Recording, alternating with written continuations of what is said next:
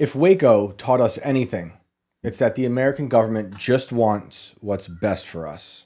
This is Inverted World Live.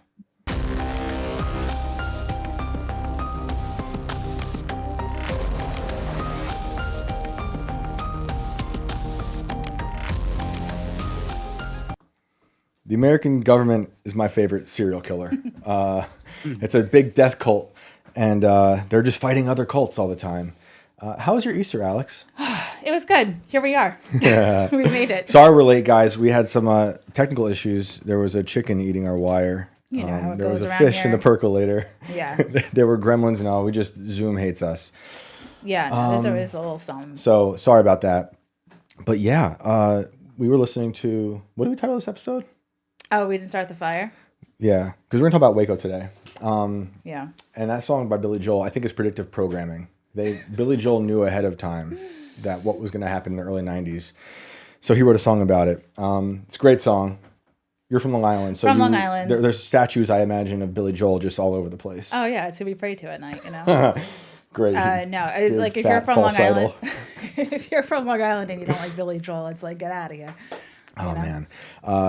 Yeah, so anything crazy happened to you this week? You're all... No, I've been going down this viral story, though, on TikTok I told you about. Oh, this yeah. Arizona couple that found, they're like living off-grid in Arizona, like 15 miles from the border, and they found like children backpacks that are filled with clothes and I think it's real. and, you know, someone was skeptical of it. I mean, as you should be, right? Some people are skeptical.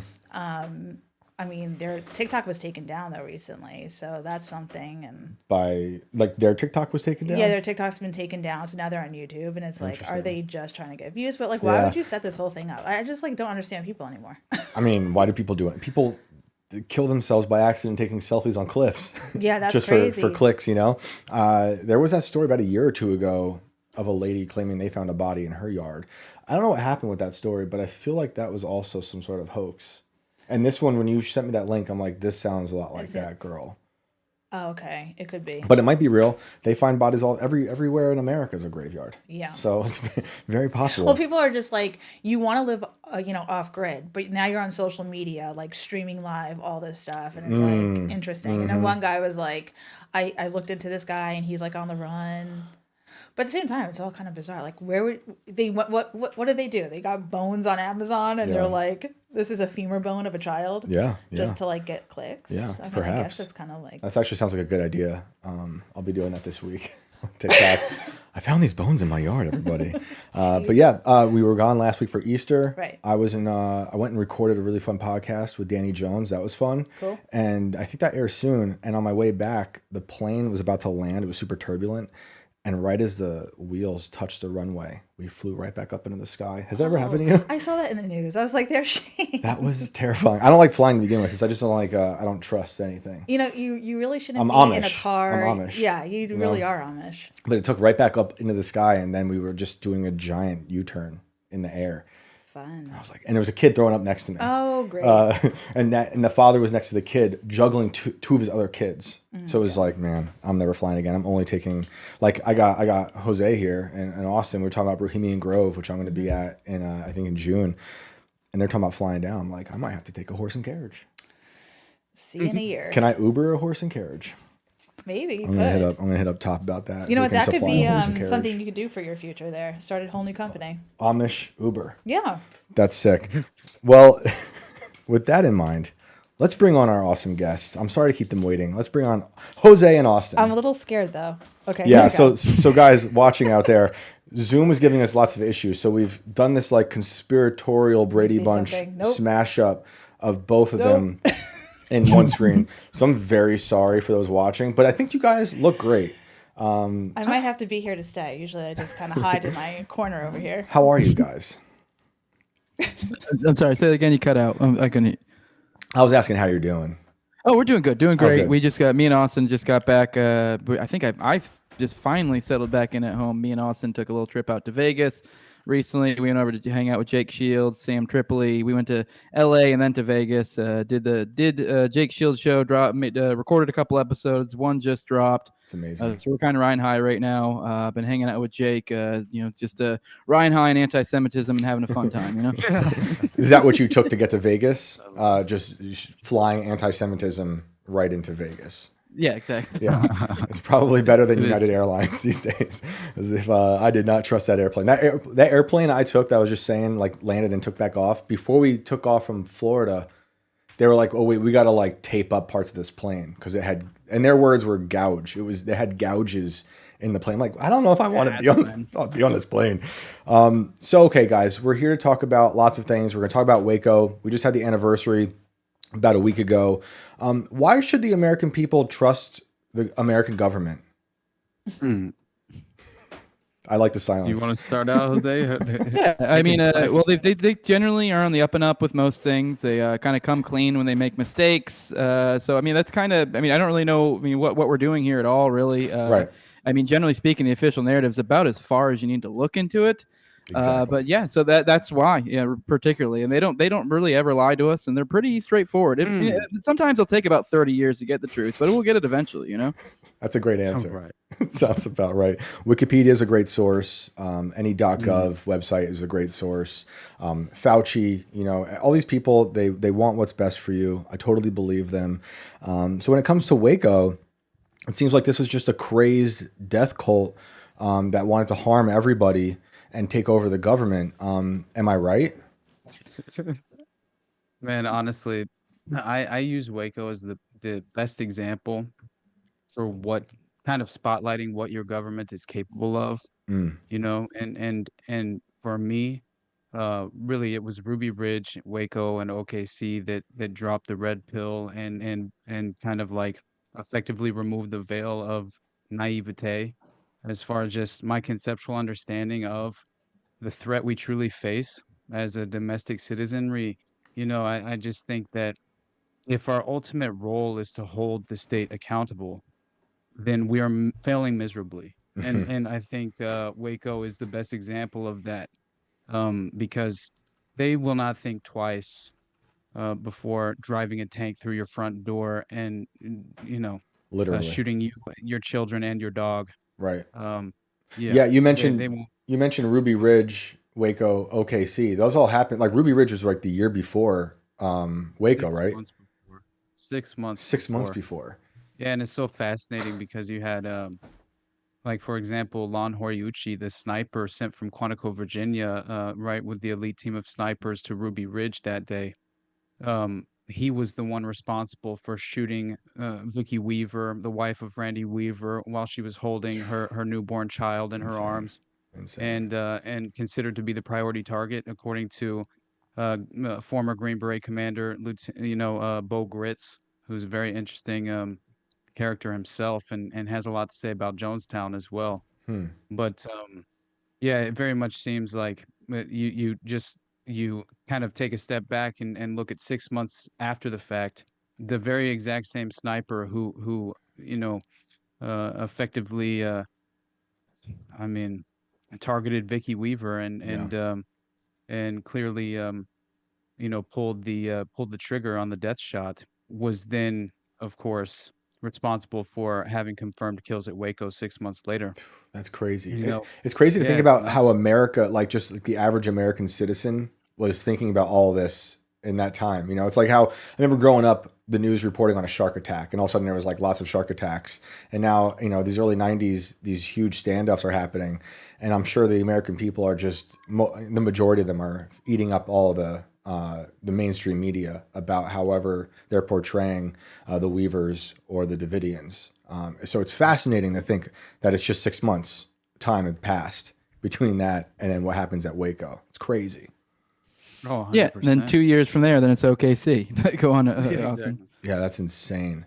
So for those who don't know, can you walk us through how Waco started and what brought us to Waco? Absolutely. Yeah, I honestly think that it's important to understand that there was clearly a covert operation that was going on surrounding the Branch Davidians and specifically David Koresh. And you know, the ATF, they were very much in a position where they needed good publicity, right?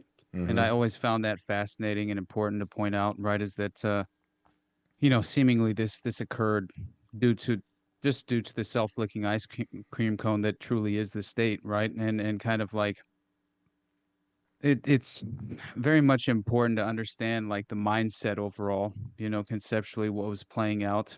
And I think that when you kind of like study Waco at a deeper level and you realize that, you know, it really only ushered through this subconscious facilitation of the current paradigm and the continued growth of the state in the first place. That was kind of the inherent consequence of right. It's the problem reaction solution of it all, and in the end, you can blame it on some crazed, maniacal, essentially, what David Koresh was very much labeled as was sort of in the same framework as a Charles Manson was kind of a lot of what they would try to compare him to, Can you which in say, itself is sorry, can you say why the ATF needed like a PR boost at that time? yeah. Let me honestly, it's what I find the most important is that again, it's like what was happening at the time though, because here's what Henry Ruth, who was the essentially what you have to know is he's one of three of the independent reviewers who was sent from the US Treasury Department and testified during the congressional inquiry following the ATF siege of the Branch Davidian complex in Waco. And he says that the ATF needed good publicity with its appropriations hearings a week away. A successful raid this size would produce major positive headlines to counter the ATF's reputation as a rogue agency whose debacles blackened the reputations of other agencies, and it would scare the public enough about fringe groups to create political pressure on Congress to increase its budget. And you combine that obvious, just again, what truly is, the inevitable motivation here. It's like a layered operation because it seems to, of course, achieve multiple objectives that are playing out, and that makes sense. The way that these agencies consistently operate, there seem to be very much overlapping agendas playing out in certain ways, where certain groups are read in on the ultimate. But it's very much compartmentalized. But the point being is that when you factor in the conceptual outline of Patcon, which was a huge part of what was happening in regards to these right-wing militia groups, as well as just kind of staging this, you know, really just this managing perception in this moment, I think is a key factor in kind of paving the way for the total information awareness and the new mass surveillance state. I mean, it really did all kind of hinge from this original Patcon, which Patcon itself, Patriot Conspiracy, as an acronym, it very much kind of in my mind dovetails. It's the extension of COINTELPRO, right? It was essentially COINTELPRO's targeting left-wing movements, left-wing organizations, Right. infiltrating them, if not creating them out of whole cloth to essentially, create culture and socially engineer the public. Um, and also have people consistently buy back into the two-party delusion in my mind, which very much plays out on a daily basis to kind of reinforce these false narratives and misconceptions to where we fall back into the trap of the permanent establishment narrative that's always, again, moving in the dystopian direction that we continue to consistently remain on this same path. Despite who we're allowed to vote for, is kind of what just kind of my personal opinion and mentality and perspective on it. But that doesn't really matter. The point being is that Patriot Conspiracy itself is important for everyone to understand what your government agents are doing with your taxpayer dollars is targeting you individually wherever you land on the political spectrum ideologically. It is a part of ideological subversion, in the most sophisticated, really kind of really in the best. To put it in perspective real quick, Austin, I was talking to Ken Silva just recently, and we have an episode will be dropping on Monday that's kind of talking about Carol Howe, who just recently died. And we were talking through it, and we just kind of were like, it dawned on me as we're talking about Patcon, which, as you mentioned, it was the right-wing version of it. This is stuff that was revealed, a right-wing version of COINTELPRO. This is stuff that was revealed, in the court, essentially the crusade of Jesse Trentadue, who is someone connected to the Oklahoma City bombing. But anyways, essentially there is and I believe there's going to be in a book coming up, Margaret Roberts' book coming out soon in July on the Oklahoma City bombing. I believe this will have this specific factoid, but there is a reason to believe, at the very least, a source upcoming, that Patcon may have played a part in Waco, which that has been kind of something that's been claimed for a long period of time by John Matthews, who is one of the individuals who came out and court or legal or FBI documents and stuff have come out that confirmed it, and he also himself confirmed he was a Patcon operative. And when you say Patcon being involved, do you mean like they infiltrated the Branch Davidians? Well, the rumor for a long time is that they were concerned that there was going to be a resupply or an ammo resupply or some sort of militia or something of the like that were essentially was going to come to help them. And that was what made the big push there at the end to kind of go in and sweep things up, was when that was a concern. But now if you understand how Patcon operated, it was kind of, they would have these given assets that would kind of almost be attach a certain level of criminality to themselves while having kind of being a cutout from the government. So it's like they're attaching a level of criminality, which then attaches the larger group they're into to criminality, whether that be true to what one degree or another. It just gives an easy precedent for the feds to move upon. Of course. And so there's reason to believe that perhaps there's something to that. And I believe we probably talked about this last time I came on your show to talk about Oklahoma City bombing.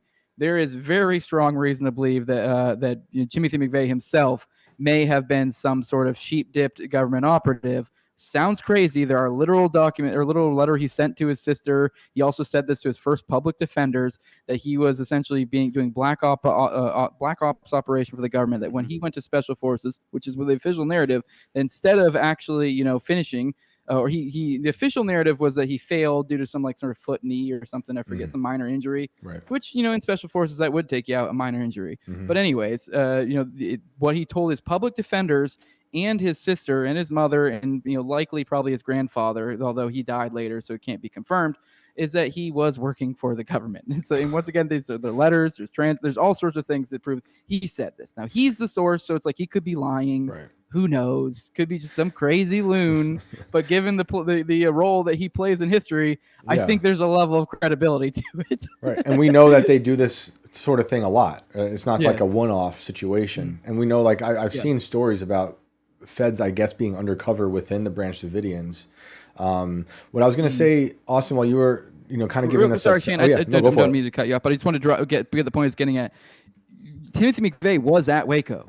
It literally could. There is a possibility. It's not outside the realm of possibility that Timothy McVeigh could have played a part in what caused it to go live, big time there at the end. So it is just wild how these things all interconnect, because he was at Waco. He likely was some sort of government operative.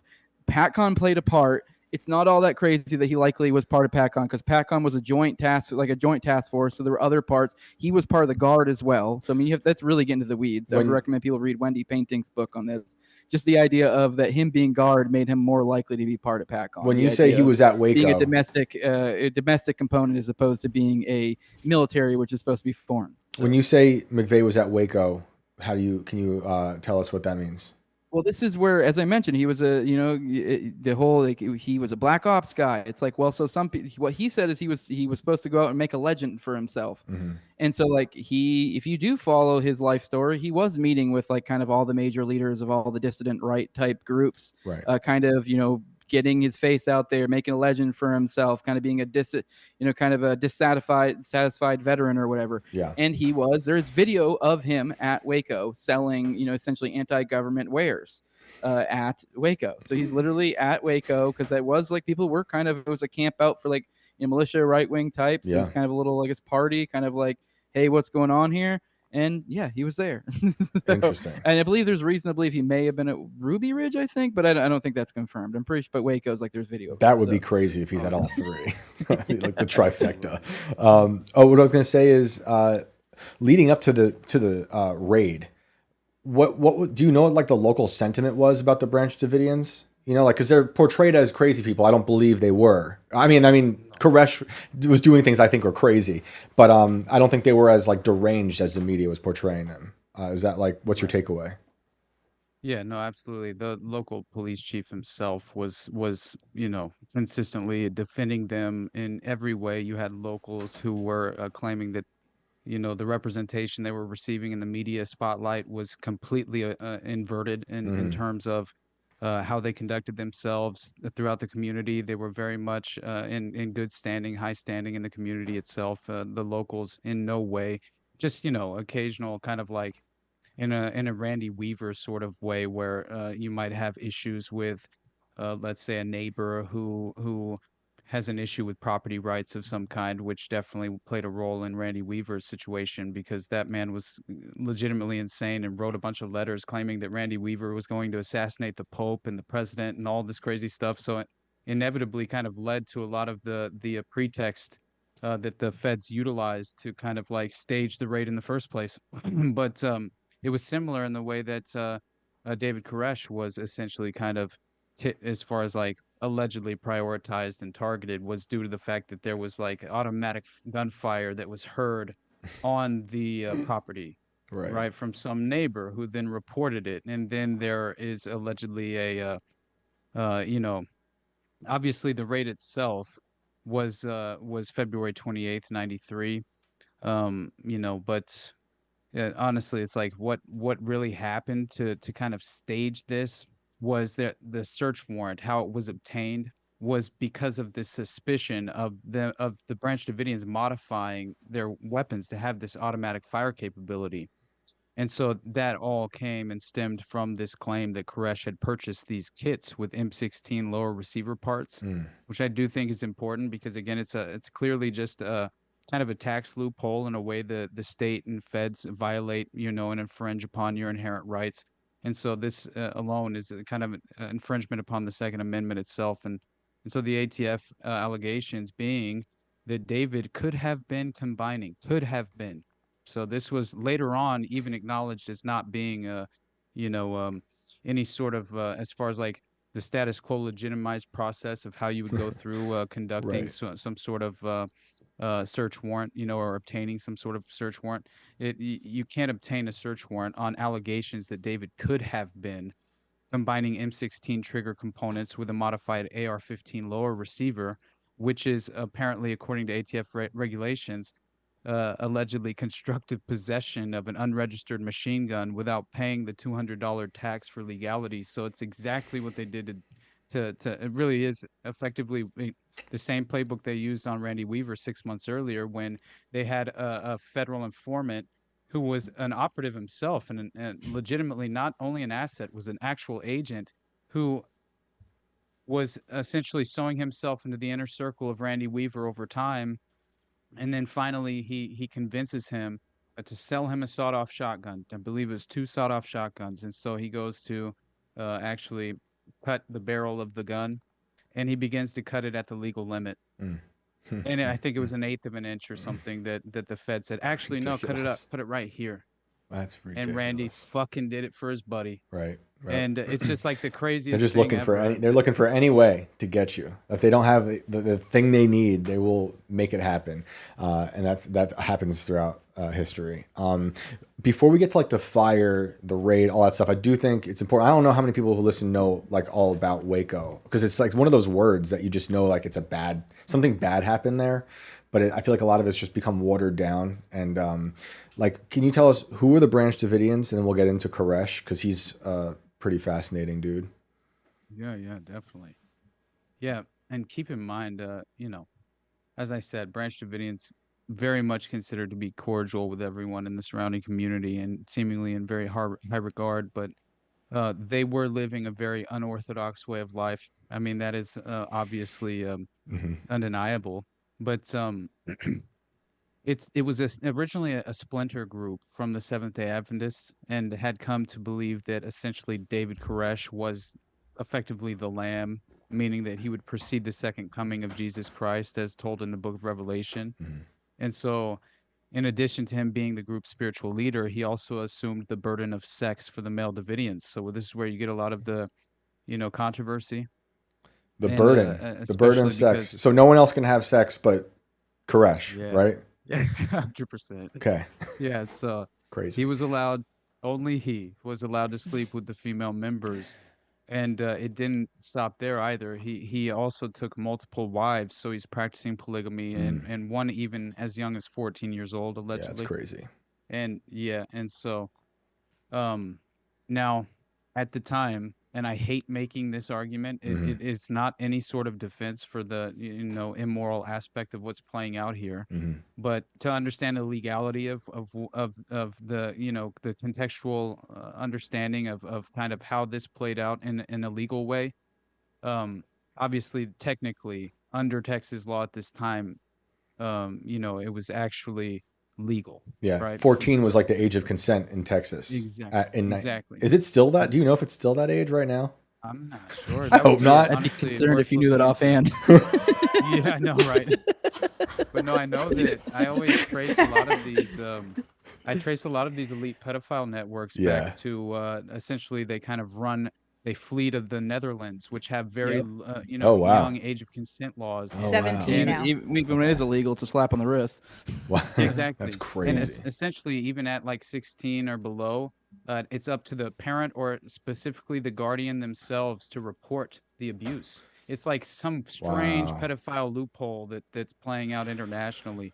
That's Real quick, I providing did want to sort of- make a mention. I do feel like you brought the legal, but even that aside, even if it is illegal, it does no one any benefit to kill the victim. So bear that in mind. Oh, Right. no, So it's yeah, like, no. Right. like cool, you killed the supposed oppressor, but you also killed the victim. So Yeah, it doesn't like do anybody any good it's here. totally disgusting. I don't care if Texas thinks that's legal or not, or did think it was legal. It's disgusting.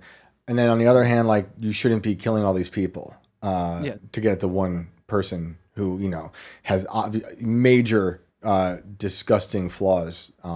So okay, he's a polygamist, which that's not in the Bible. So and he's the only person hooking up with everyone. Is he hooking up with like other guys' wives in the cult? Yeah. Oh yeah, 100%. And Yeah, and what there they're cool was with a that? David Tip. No, like there were certain individuals definitely struggled and grappled with this far more than others.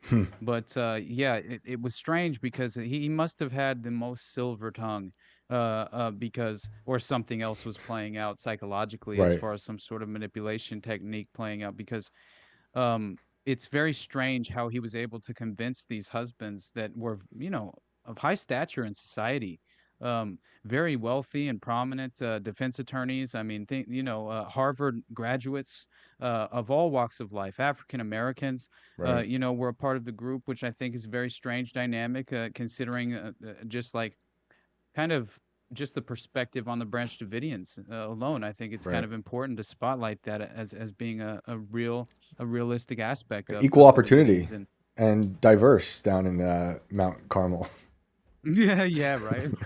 Very strange, which by the way, I do find it very interesting, and I won't get too much into the kind of like the woo-woo spiritual nature of things, but it does almost always boil down to some strange symbolic aspect of things playing out, which it's like Mount Carmel, Palestine, Texas is right Mhm. next to it.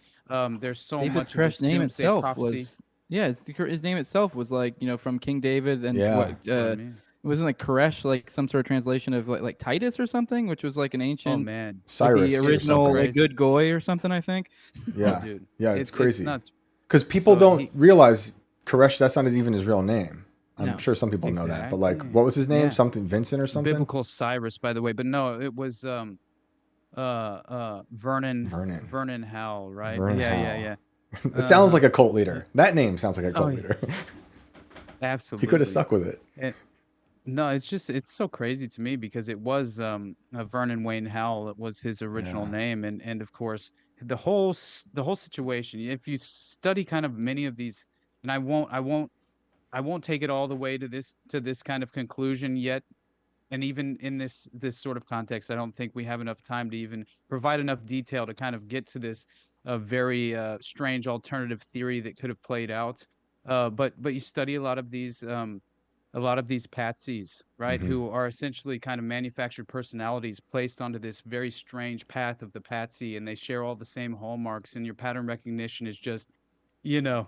going off, Right. right? And you just witness that they're visiting all these Iron Curtain countries, and at the height of the Soviet, the Cold War, And almost the same exact thing as a John David Chapman or a Mark David Chapman, I mean, or a Lee Harvey Oswald, obviously, or And Koresh made the you know, trip, didn't he? Isn't that what you're getting at? Koresh made the Yeah. trip. Yeah, he kissed the And wall, you can call doggy. it a pilgrimage, but hey, That's how we what got are the new talking name. about here? That's how we got the new You know? name.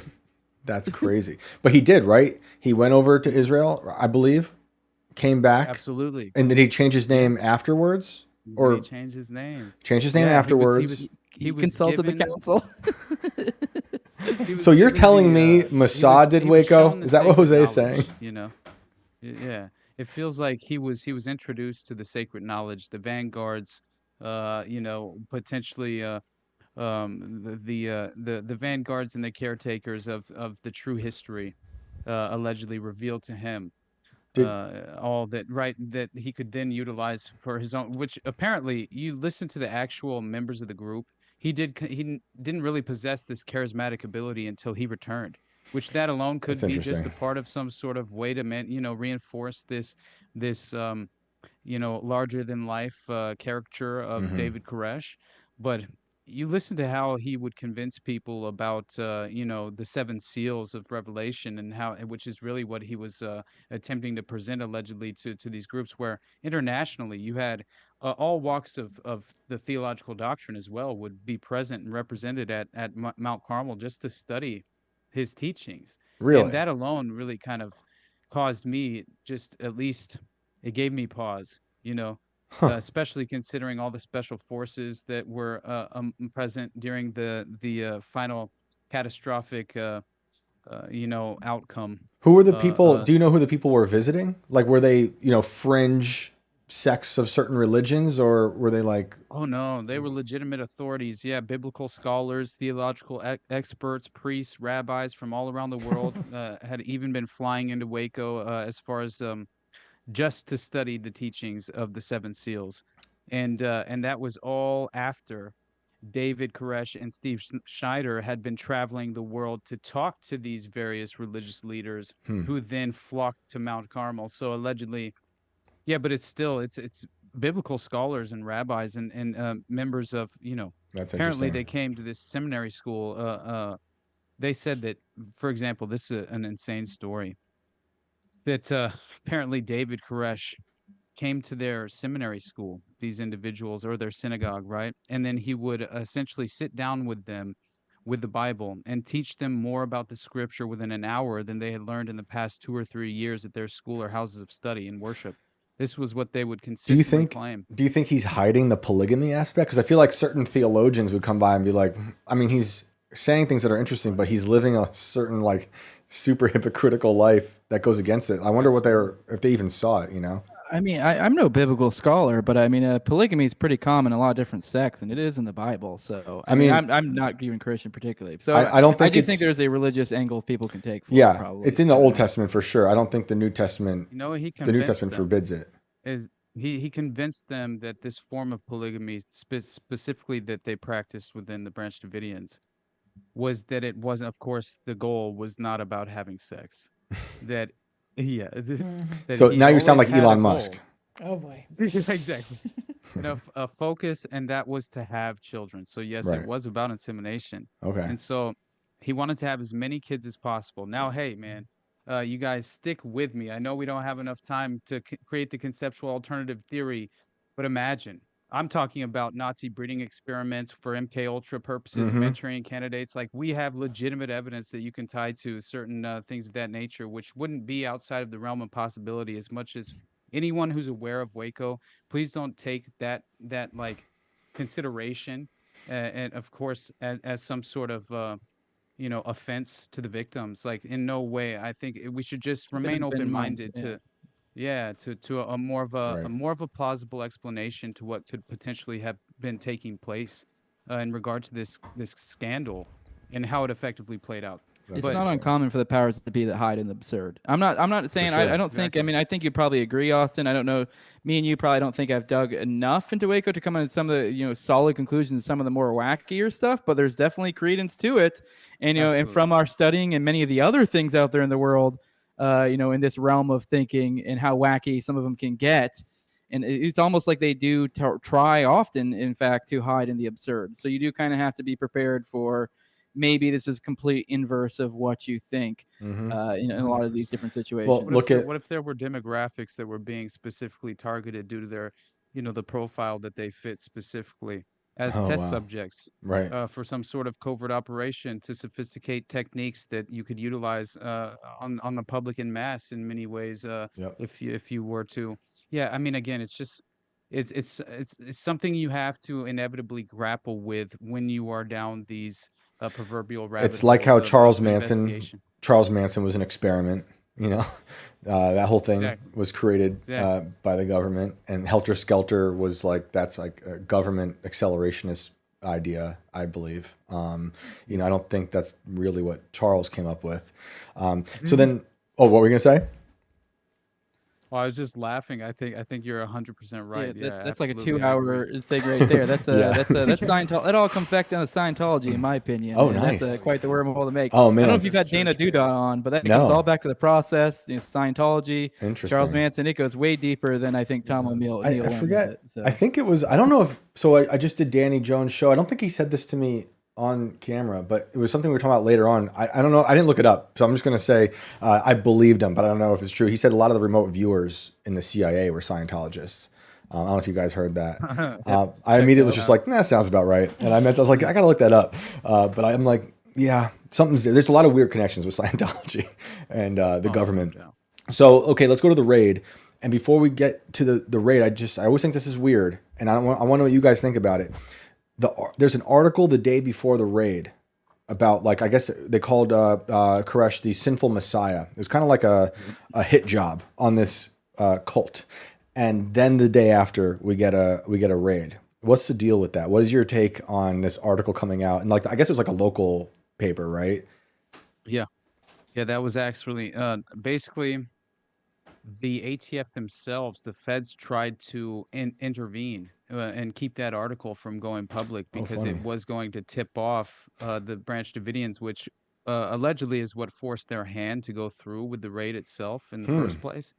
And so that was interesting to me, right? And because, of course, you have this Robert Rodriguez, right? This agent who had essentially infiltrated the Branch Davidians and had been living in a house nearby and was very much against and allegedly opposed to the raid disastrously playing out due to the fact that he knew that they had prior knowledge and that they would, respond in kind if they were actually targeted and brutally attacked, which unfortunately was effectively taking place. And of course, what you have to understand is that they could have apprehended David Koresh, which I think is a huge point that always needs to be made in regard to the Branch Davidian story at Waco, because he's the only person listed on the search warrant and arrest warrants, and had obviously they had originally been manipulatively obtained in the first place. Yeah.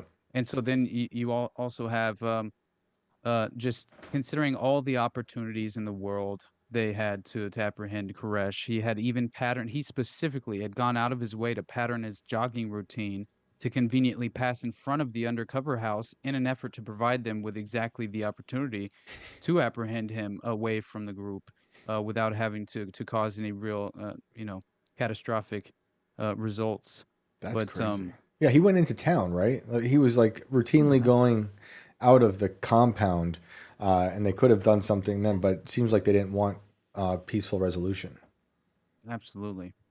Yeah, and you have the federal agents in charge of leading the raid, right? Which they were later fired as well. I think it was Charles Sarabin and Philip Chajnacki, it's a weird ass name, but they were essentially kind of hung out to dry and really kind of really just given the treatment of just retire, and trot off in the sunset of sort of thing, and officials but anyway, it's just crazy to actually realize what's happening in terms of the 75 agents rolling up to Mount Carmel at 9:45 a.m.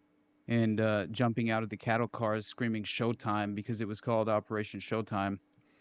And they in no way did they attempt to serve the warrant. They went directly up to the Alaskan Malamutes or something, I think, were the dogs that they had in the kennel, in front of the Davidian complex, and they just assassinated the dogs in cold blood. And allegedly, the other feds claimed that this gave them the you know the plausible reason to begin firing at the house, at the compound itself, was because they had actually overheard the gunfire of the feds assassinating and targeting the dogs in the kennel. But really, I think that was just an after the fact kind of justification of how it played out. Because again, it's like considered during the litigation process of the trial itself, like what did they lose? They lost a lot of evidence, including the front door of the Branch Davidian complex, which would have, unequivocally proven who fired first. Right. And so that alone is a huge problem as far as the official narrative is concerned. But yeah, so you have instantly the initial plan was apparently to be these group of agents would break through the front door, while the other group, obviously you've seen the videos, they would go up these ladders and take ladders and smash through the windows on the second floor where the women and children were. But yeah, the dog team was the separate group of ATF that were a part of the first few moments of the operation and responsible for the initial shots being fired. But So they rolled anyway, up, shot the dogs first. That was their first thing, to murder the dogs, and then it starts from there. So there's just like dead dogs along the border of the front lines of this siege for 50 days. What an insane image. I never knew about the dogs aspect. oh yeah, they even there was of course a sort of ceasefire that took place as well, because I think the original firefight lasted for about 2 hours. It was over a 2 hour long firefight.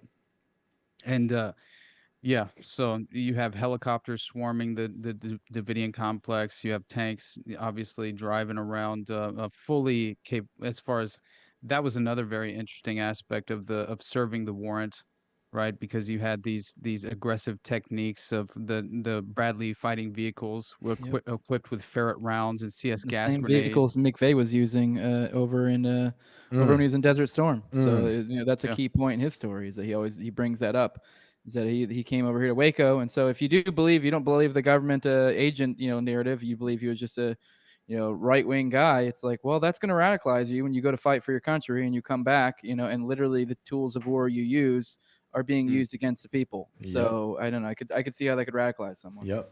Oh, we Oh, love no making doubt. things for war and then outlawing them at war, but it's totally fine to use them on American citizens. Oh, like CS gas? Oh yeah, that's interesting. That fits into the story, doesn't it? That's insane. Before we get to that, Austin, I heard you say on your guys' show that Koresh told one of the guys that he had like a prophecy of this happening. Mm. Do you believe that to be the case, that he actually did have a vision of this? Man, that's where I'm more likely to lean into the alternative theory playing out, because it's hard for me to imagine. It's just very difficult for me to subscribe to the belief that he had legitimate like some sort of foresight, Right.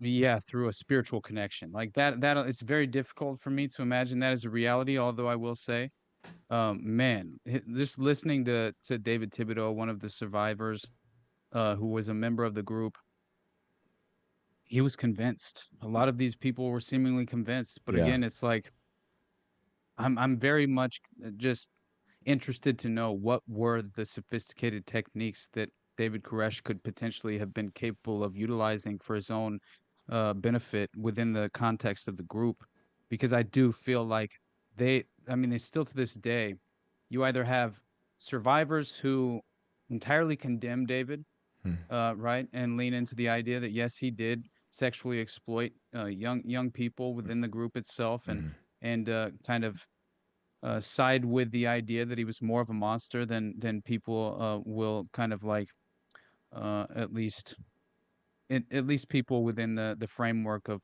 like-minded individuals such as ourselves. Like, we obviously, it's the ultimate the ultimate takeaway is the injustice that we witnessed. Truly, I think that's what matters most. But we still can't turn a blind eye to the potential reality that David Koresh could have been an evil person, Oh, yeah. and a very manipulative person. For sure. And That's why I yeah. started the show by saying like the government's a death cult. There's other death cults, and sometimes they say things are cults and they're not cults, but that's what they do. When we talk about the controversies around the siege, and you brought up the CS, Jose brought up the CS gas. Can we run through some of those things that were going on? So you talked about the dogs being shot. Like what were they doing to these people?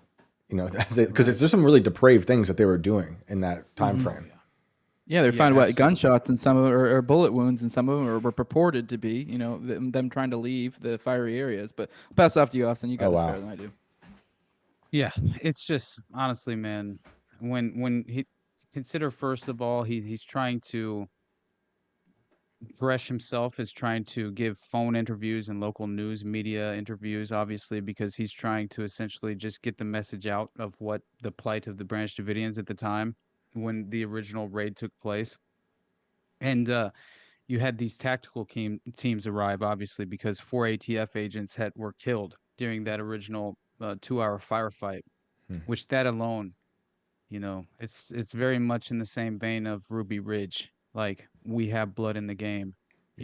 They got one of our own, and they will maximize the sort of the message that they would like to send. And many of the federal agents themselves spoke to that, right? They wanted to send a message to the public, that right, any asshole with a bomb kit, like that's what one of the official authorities said, and I believe I even ended my Waco episode with that statement, because he said 5,000 to 1 every officer of the law. That's how they view this. It's a battle. It's a war waging on within the framework of just the domestic citizenry versus the state.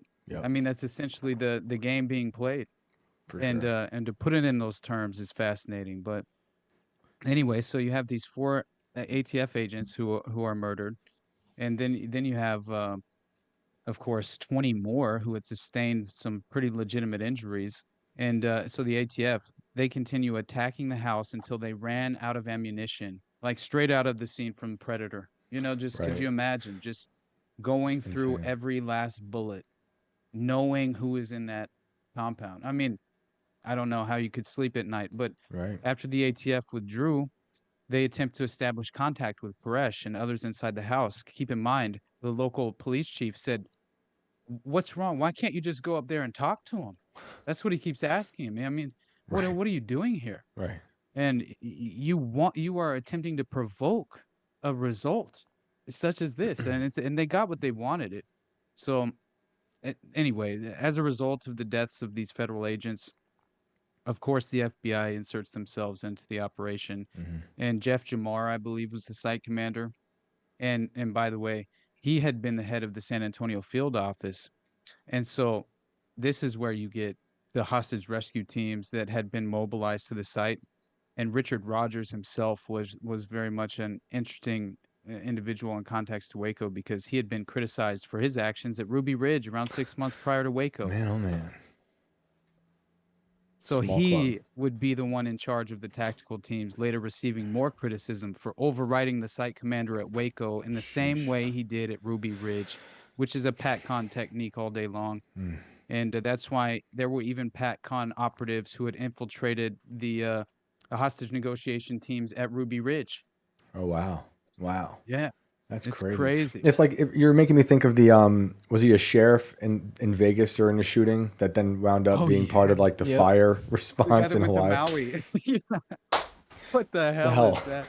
I know, man. It feels like, you know what happens. I was just reading about how during the Atlanta child murders, there was the police chief that was actually brought in during that time to kind of oversee the process during the litigation and the trial before the patsy was ever chosen, in my mind, which became Wayne Williams.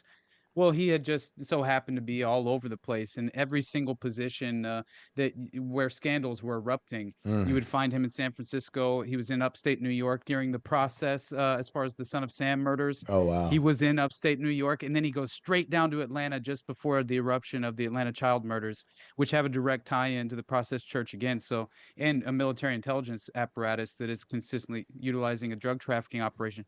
But I won't get into that. It just goes it just goes to show, right? Yeah. What you're really dealing with. This is a very well established clandestine network that is, I believe, leveraging public perception for their own benefit at every step. So, and I think that this perfectly falls in line because, again, what could they achieve, with some sort of press opportunity such as a Waco, a scandal such as Waco? I mean, it's really the sky's the limit. They attack the First Amendment, the Second Amendment.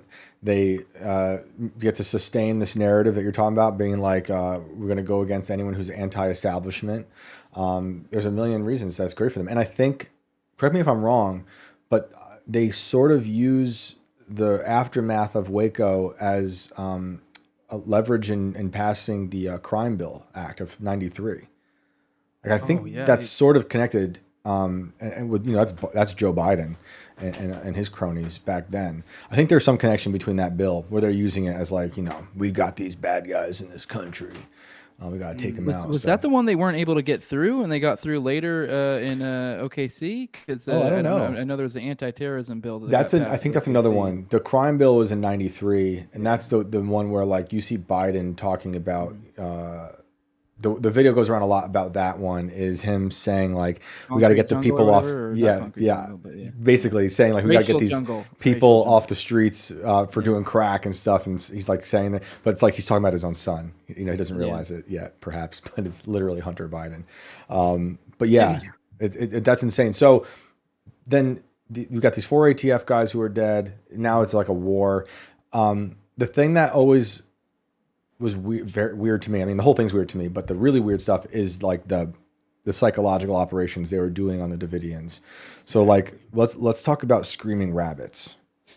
Oh my God. It is so crazy to actually go through. They were running mind war techniques from straight out of Aquino's Mind War and the Psychology of Victory. They're using Project Monarch techniques. They really sophisticated ever since the Phoenix Project. And that alone is important, to point out. So I'm glad you brought it up, but also consider that I had mentioned this to Jose the other day that apparently 3 of Bill Clinton's bodyguards during the '92 election campaign were engaged in the Waco operation as officers of the Bureau of Alcohol, Tobacco, and Firearms. Shut up. Did they all die? So check this out. Not only that, out of the 4 BATF officers who were killed in the initial raid on Mount Carmel on February 28th, 1993, 3 of them were the very same former Clinton bodyguards. No. So that alone, like, No how's that way. a coincidence? It's a little bit difficult for me. That's crazy. No such thing as coincidence, dude. At this point, it's very difficult for me to actually come to terms with that being possible, as far as just.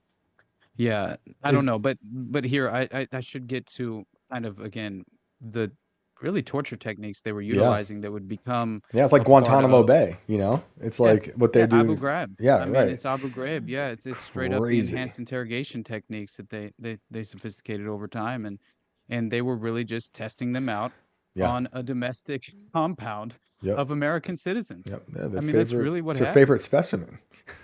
They hate us. They hate us. They love doing this stuff. Is there audio or video of the rabbits sound? I think there is. Yeah, I've actually heard, yes, and also there's a CIA document that surfaced as well that goes to show what they were actually attempting to utilize on the Davidians.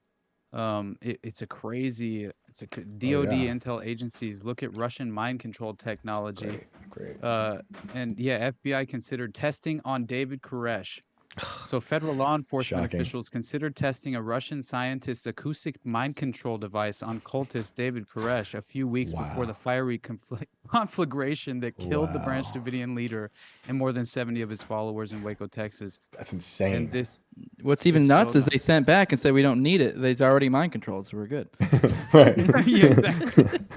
Roger that. That's Those- so those crazy. That's a Sorry, joke. Jose. That's a joke. To be clear. Out there. Maybe, allegedly. Yeah, maybe that's a joke. I don't know. Who's Exactly. to say? But they were like really messing with them. So they were playing audio of these screaming rabbits. Was there something? Sleep deprivation was, I think, Right. a huge priority. You know, that was, and of course, that was one of the believed solutions through the negotiations that were playing out. That they started like overriding the hostage negotiators who were actually acting in good faith, and then you would have, you know, I believe 2 attorneys were even allowed entry to the house, and when they examined the evidence, they told the group that they had a strong case against the state. Wow. And yeah, and so the siege wearing on, obviously, you have these 2 factions who were opposing each other at the time. One believing that they could solve this with good faith negotiations, and the other believing we need to implement, you know, force is the only solution. We have to implement these aggressive techniques. And they started by using the sleep deprivation, which was all-night broadcasts of audio recordings playing the screams of rabbits being slaughtered and Buddhist chanting, which I found strange. At the same time, But- I wonder if they're pumping both those sounds at the same time. That's insane. I mean, either one is insane, but then mixing those, that's some major CIA wet dream stuff right there. True. Exactly. And you know, you consider the fact that when they were allegedly in good faith negotiations to begin with, they had negotiated a shipment of milk for the children, which was still in the house. But it was in the house when the FBI quickly cut the phone lines to shut off all water and power to the house. And that was due to the fact that they believed that David actually speaking to local, you know, news media would actually kind of create some sort of sympathy for the Branch Davidians, and they refused to allow that to take place. Wow. And so they instantly that's the pretext they used to cut off all electric and power to the house. And that was just after they had negotiated this shipment of milk to the children, which was still in the house when they shut off the power, Wow. which caused that very same milk to spoil. And so these are the mind games that are playing out, you know, as far as serving to the negotiators' point of undercutting their ability to act in good faith, which is obviously what happened. And then you have the negotiators, they had managed to facilitate the release of 19 children, along with a number of old women as well, these elderly women who had immediately been separated from the children. And then they were charged with conspiracy to murder government agents and placed into 5-point chains and jumpsuits. I found this crazy. You The can women? look at the pictures. They trot them out to show them off to the Branch Davidians who are still in the compound. And the feds proceeded to force these women to stand out in front of the Davidians' home, calling for them to come out. Wow. And I mean, Wow. they sent a video camera into the house, the FBI did. I think that was in the first week. And that was supposed to show that there were no hostages and that people were staying inside on their own free will. And so the group, that is that infamous videotape of Koresh and the, you know, the remaining victims before they all perished, obviously. But so yeah, the video. That's the one with the little girl saying, "Please don't kill us," right? Yeah, please don't Yeah. kill us. Yeah, man. Mm-hmm. Yeah, my God. What a nightmare. And yeah, it really like it. I rewatched some of that the other day before we did our Waco episode, Jose, and yeah, it tugs at your heartstrings, my brother. There's Yeah. a reason this was a red pill for me. Yeah. It's hard to believe know? it happened here, you know? It looks like something that doesn't happen here. I'm like, that is exactly what happens here. You know, no one's safe, and they'll find any way to destroy you if you go against, you know, them. It's really terrifying. So then the fire, that's the big question. What happens? Everyone's seen do we have the image of that? Is that even possible? Like the fire is a crazy image of this place. I'm pulling it up right now for people to see who just haven't seen it. So this is the complex, and the fire broke out. So can you guys walk us through like what caused this now? Do I mean, we they kind know? of made the Man. perfect little chimney here and then blew it up. But Austin, I'll pass it Like out a to you. potbelly stove is what they claimed was Shoot. essentially how it was staged. My Yeah, that goodness. it was just ready and waiting for a spark. That Wow. was how it was described. But I mean, by the way, it's very important to realize the fact that David and the group repeatedly denied the fact that they had any plan for mass suicide. But that didn't stop the FBI from making a public claim that the group might commit mass suicide, like what had happened in 1978 at Jonestown. Right. Right. Which, if you know what happened at Jonestown, that ain't no mass suicide. And Right. these allegedly, obviously these doomsday cults. Yeah, we should take a second look, as far as I'm concerned. But anyway, so David Koresh makes a final statement to the world, and that's when he released that through his attorney. He released a letter talking about writing this final interpretation of the Seven Seals. And that's when he promised that he and the group would actually exit the compound upon its completion. But anyway, within the FBI, they're growing more and more frustrated, and the 51-day siege comes to obviously an end early in the morning on April 19th, after the FBI hostage rescue team had their recommendations to mount a full tactical assault on the compound approved by Attorney General Janet Reno. Oh yeah. And yeah, Reno, she told Bill Clinton at the time that the FBI hostage rescue team was tired of waiting and that the standoff was costing over $1 million per week. She also cited false claims made by the hostage rescue team that child sexual abuse and mass suicide were imminent, although the HRT would later officially deny making that claim. But, I think Janet Reno herself even later on made the statement that she was willing, if she didn't receive some sort of support.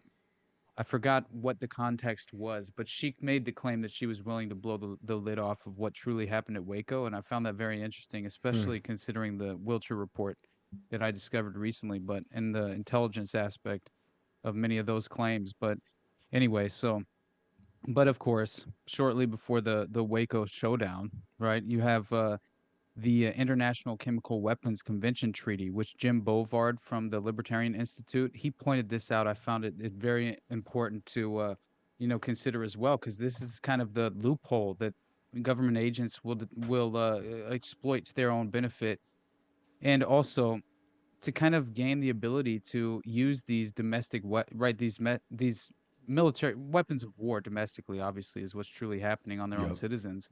And so that's how these government officials, they signed an International Chemical Weapons Convention Treaty, which pledged to never use nerve agents, mustard gas, or other compounds, including tear gas, against enemy soldiers. But there was a loophole permitting governments, as far as within the treaty, permitting governments to gas their own people. And so April 19th, 93, that is when the FBI pumped CS gas and methyl chloride, a potentially lethal flammable combination, into the Davidians' residence for 6 hours, disregarding explicit warnings that CS gas should not be used indoors. All of that played out perfectly in terms of the context of Patty Hearst and the huge major shootout between the SLA and the LAPD in Los Angeles. What happened to that house? It went up in flames, dude. It went up basically the same exact way that the Waco house goes, or the Waco compound goes up. I never thought of those two together. And they utilized the same exact strategy. And so that strategic outcome was already on the record as being. It's worth mentioning too, just a quick aside with the Patty Hearst SLA thing. Obviously, that's a huge rabbit hole, but yeah. Take my word for it. It was one of the most glorious things you ever did see. Like pretty much, it was basically a made-up little militia by a bunch of glowies that it was mostly kind of seemed made up. It's from looking from the inside out, kind of like a very much screams of an intel operation. And this was during peak Operation Chaos. So this is Colonel Westbrook was like pretty much confirmed, was like directing these people. So it was a Phoenix program asset. Phoenix, so, yeah. Patty Hearst. And a Green Beret that likely may have been one of the Green. I believe he was just 2 years prior training in the same grounds as Jonestown. So because that was a CIA, it was like a government land before then, and then they sold it off to the to the Jonestown people. Angolan Yep. rebels were being trained by the CIA in this CIA black site, which became the People's Temple Agricultural Project in the jungle of Guyana, I which mean, is so yeah, absolutely we Just were literally training also Green Berets there. we were also funding Pol Pot, under Carter. We were sending Right. lots of money to Pol Pot. Oh yeah, Patty Hearst. I was going to say she grew up she lived across the river from where I grew up. Never saw her in my life, but allegedly she lived with like her security guard. Because she was just keep falling in love with whoever was watching after her. Very strange story. They set up a pipeline. That same Phoenix operative comes back. He's called back for domestic operations, for chaos, basically for the hyper operational Operation Chaos that was Yep. playing out at the time. And what do? They task him with setting up a pipeline at, first of all, presenting himself as a legitimate. He's posing as an actual professor at UC Berkeley, setting up a pipeline to Vacaville, right? The institution in California that housed none other than Charles Manson and was a huge part of the MK Ultra operation that was playing out, utilizing this institution to obviously as a test ground. And so you had this pipeline set up by this Phoenix operative, Colston Westbrook, posing as a professor at UC Berkeley, who is then providing, this pipeline to the Vacaville institution, which is conducting these MK Ultra experiments. Well, none other than Patty Hearst is caught up in the pipeline and was visiting Donald Cinque de Vries at the Vacaville institution, where he was receiving his MK Ultra, as far as just They how want they were you. kind of manipulating his mind. They want you to And sound crazy and look crazy Yep. making these connections, but these connections are very important. Like, I really don't believe in coincidences at all. And like, I think a lot of this stuff is, people will be like, well, you don't believe the government's, they can't do anything. I'm like, that's the government we know about. That is dumb. It's an ignorant, dumb government. There is a thing much deeper, much more nefarious, very sinister happening behind the curtain that's doing a lot of this stuff, that's got like this widespread network of evil. That's like what we're talking about. It's very separate from the government that we're criticizing as being inept. I think it's key to recall or to remember when it comes to the government, or understand, I guess, when it comes to the government. My show started as more like libertarian theory and the like, so I definitely have come to the conclusion that, hey, this thing's evil, this is awful, blah blah blah. It's like a whole other level. But I also did work, as active duty military for like over a decade, so like I saw it from the inside how inept the government is. So like there's libertarian theory of like how inept, and you're like, oh, the government doesn't work, it's inefficient, blah blah, and that is true. But there's a dark inverse of this, and that like for intelligent evil people, or I guess maybe not even evil might not be the right word, because sometimes there may not even be evil motivations depending on what we're talking about, but I do think the incentives do drive it that way, that there are going to be people who learn how to utilize such an inept system to their benefit. 100%. Because with such a benefit, if you are with such an inept system, if you are an intelligent person willing to play the silly bureaucratic games, you can actually go quite far. It doesn't breed competent people, but if you come to the table with this sort of entity with competency in place and a certain agenda, you can make things happen. Right. So you're like in that sense, the incompetence is the veil that some of these more sinister actors use. That's insane. Before we move on from Waco, did we miss anything you want to touch on before we go on to another topic? I mean, I really think that obviously it's important to understand that what essentially happened as far as just the fire development analysis provided by this report to the Deputy Attorney General, that it's just important that people understand kind of how this did play out with the Abrams tanks, and 20% of the building being essentially just collapsing atop its residence as well, right? Which is essentially what happened, because, by the way, the FBI loudspeakers all the while were endlessly broadcasting, this is not an assault, as they committed the final assault on the Davidian compound, which is just amazing, because of course, like, you consider the gas attack, there was of course, the use of the gas and the way it was injected by the FBI. There was a chemistry professor who testified to Congress in '95, and he said that the FBI gas attack probably suffocated the children early on and may have converted their poorly ventilated bunker into an area similar to one of the gas chambers used by the Nazis at Auschwitz. So that was Insane. actually said within the context of the congressional testimony. So, And seeing as but how yeah, we hired lots of Nazis, perhaps, exactly. Yeah, perhaps. and obviously you look into Paperclip and Gladio and the rat lines. Oh Yeah, yeah. you start to question your reality a little bit Oh more. yeah. Oh People yeah. forget when it comes to Gladio that a key component there is that it was like they worked with neo-Nazis like hand in hand, because a lot of these were, a lot of people forget that like Nazism was kind of a big force that came into power in opposition to communism. So Right. Gladio, the whole concept behind it was, oh, we're going to prevent communism from spreading. Right. Who are your natural allies? They're going to be these neo-Nazi groups that are still kind of existing. And then it kind of makes sense too that it's not that crazy. Like, hey, you'd help out some of these Nazis escape and do this and do that.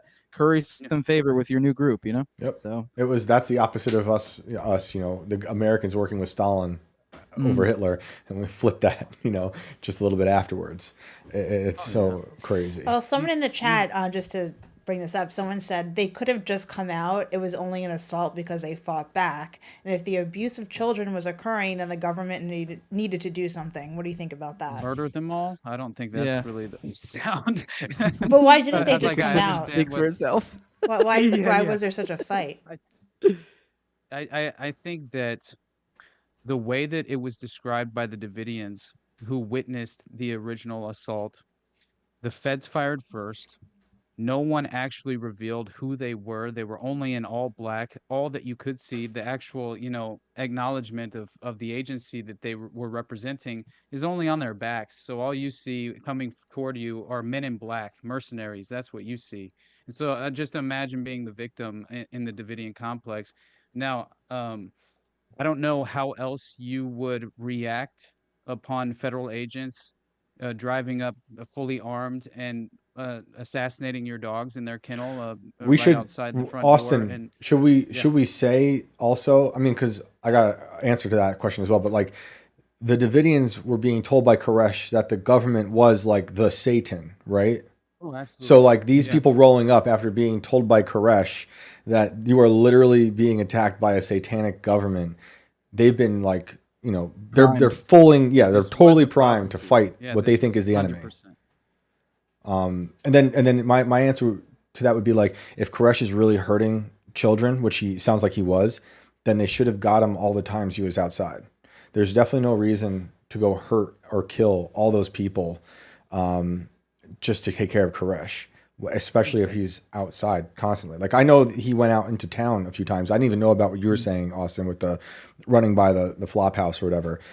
So that would be like my thought there. Do you think they knew that all those people were in there? I think they had major intel, and there was undercover. Rodriguez Yeah. was the undercover agent who had infiltrated the Davidian group was in there the morning of the raid. Yeah. He was talking to Koresh when Could have arrested him Koresh then. told him. Right. Yeah, Could have arrested him then. right then. Yeah, I think it was beyond them wanting to just take out Koresh. Like me personally, he's got to go because he's hurting children. I don't even want the state to kill him though. Like I want to just throw him away, right? I don't think the state should have the right to kill anybody. Yeah. But they went about this in like a really crazy, like, I mean, Austin, you were referencing their ideas of wanting to experiment with psyops on these people. Like they had an opportunity here to do something way more sinister on a group of people. And it seems like they were more interested in the group of people, despite, the epic flaws, the disgusting, depraved things that Koresh was doing. Reminds us a little of Guyana, right, Austin? Like it reminds me of the White Knights. I was just thinking about that earlier about how they were primed. He had this element of prophecy, and the same idea as the White Knights with the Jonestown cult and how they were preparing for it. Yeah, Right. 100%, buddy.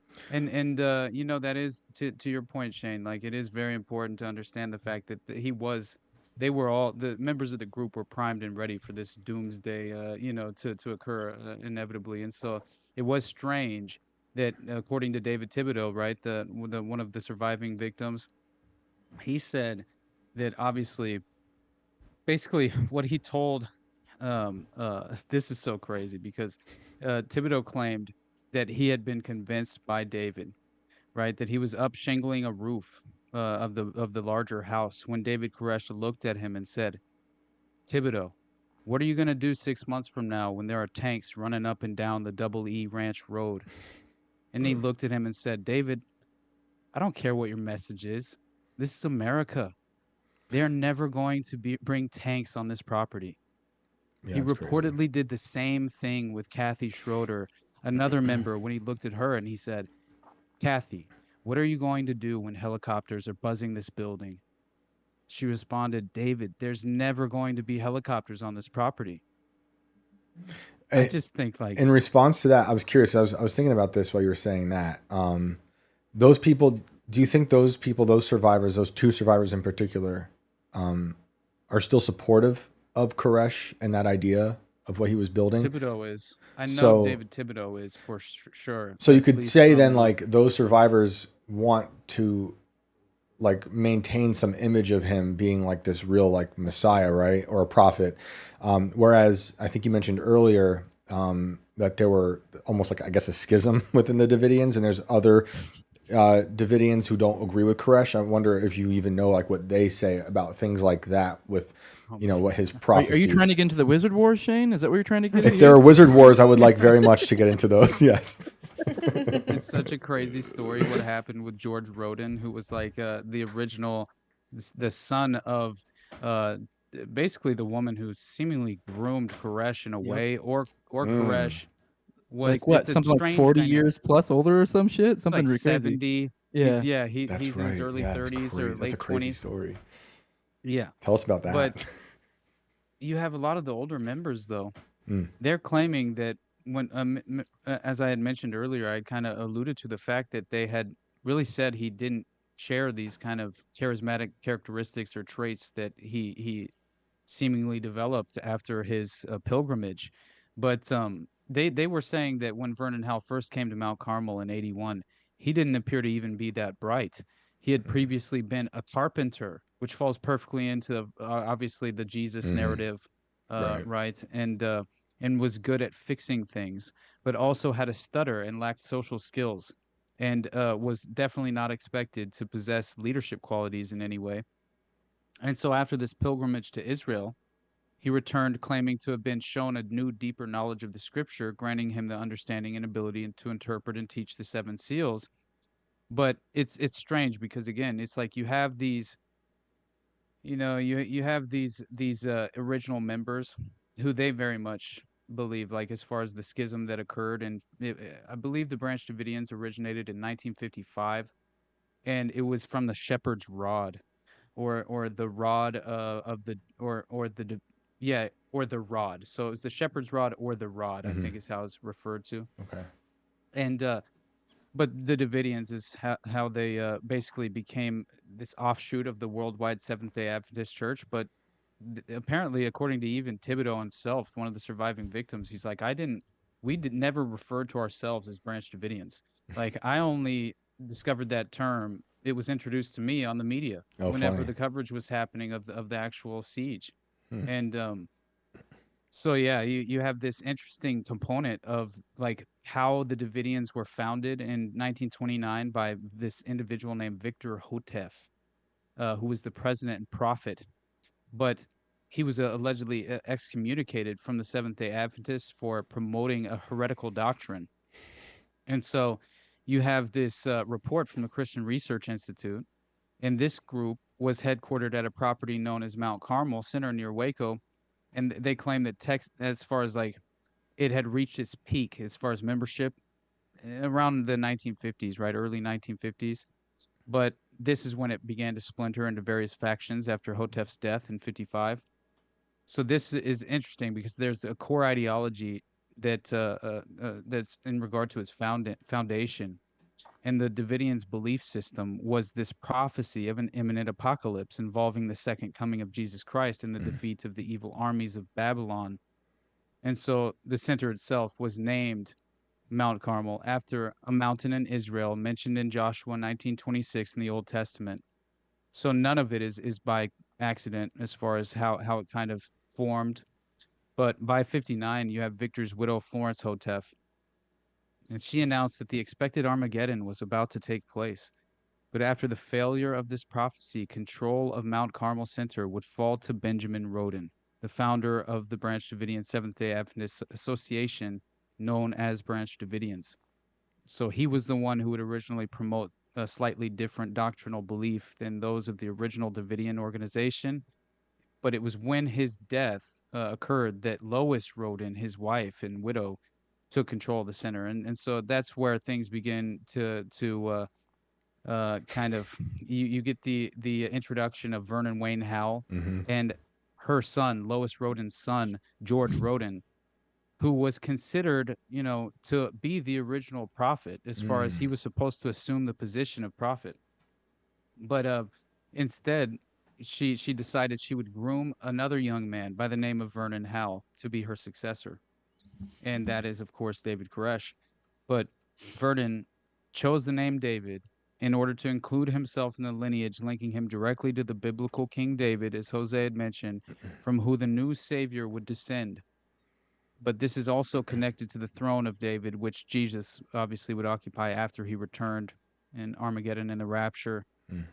But so apparently the last name Koresh, this kind of blew me away because it's kind of like this esoteric connection to the Kabbalah. There's always some sort of weird spiritual context and that's playing out that seems to be a part of this underlying narrative that most people really don't at least aren't overexposed enough to even be able to kind of acknowledge it and conceptualize it. But it's strange because Koresh itself, there's an extensive backstory apparently, and Koresh was chosen because it is the biblical name of Cyrus the Great for his first heavenly insight. Vernon was reminded of Cyrus, king of Persia, mentioned prominently in Isaiah 45. Babylon conquered Israel in 586 BC and took many Jews into captivity. But when Cyrus and his Persian army defeated the Babylonians 47 years later, they freed the Jews, returned them to their homeland, and with the Persian king's own money, rebuilt the temple there. Cyrus is described in Isaiah as a Messiah of God, meaning one appointed by the Lord to provide a special service. Several messiahs are mentioned in the Bible, but Cyrus is the only Gentile so designated. So Vernon Howe was informed that he was this name. He was this same, or he was this same Cyrus. So he was a reincarnation, right? It's very much a part of the OTS framework as well, kind of the secret society aspect of how these reconstructed prophets continue to reemerge on this Scientology as well. generational timeline. Yeah, truly. It really is. But the Order of the Solar Temple played deeply into this, as far as like I think Joseph Kabbalah Demento. believes in reincarnation too, but I might be wrong on that one. But go on. I'm not sure.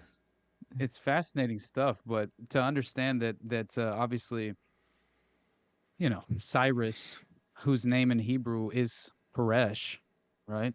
It makes a lot of sense. Right. So Vernon, he took this as his name, and like his biblical namesake, David Koresh his role as a prophet would be to rescue the righteous from Babylon. Right. And he called the government Babylon, right? Yes, he did. Yeah. And he would consistently claim that, they would be, the Davidians themselves would be used as the example, right? As far as the modern Babylon would play out, the war would play out. It would come to them, essentially, is what he consistently would tell the Davidians in the group. And so they were very much primed and ready for this to take place. It was just a matter of time. Well, before we move on, I would be remiss, I think, if I didn't ask you to tell the story I heard you tell about a grave robbing story on the Davidian compound. Am I right? Didn't that happen with the older Wizard Wars? right? Okay, that's it is the craziest story. Yeah, what happened there? So you have obviously you have this individual named George Roden, who once discovering this individual, like you pull him up and honestly, it's kind of strange just as far as the way this plays out, because allegedly there was a lot of like cooking methamphetamine on the property at a certain point that was happening at George Roden's house. So it's kind of interesting that because he originally was the owner of the property, but George Roden obviously was the successor to his mother, Lois Roden, who had become president of the Davidians in 78. Right. But that was just directly after Benjamin Roden had died, his father, her husband. But it's interesting because George felt that his position of leadership was threatened and deeply offended by David Koresh's relationship with his mother, because obviously, I mean, come on, he's having sex with a 70-plus-year-old woman and he's, I believe, 28 at the time, if I Talk about remember the burden correctly. of sex. Yeah, exactly. It's very strange how Terrible. this kind of played out to begin with.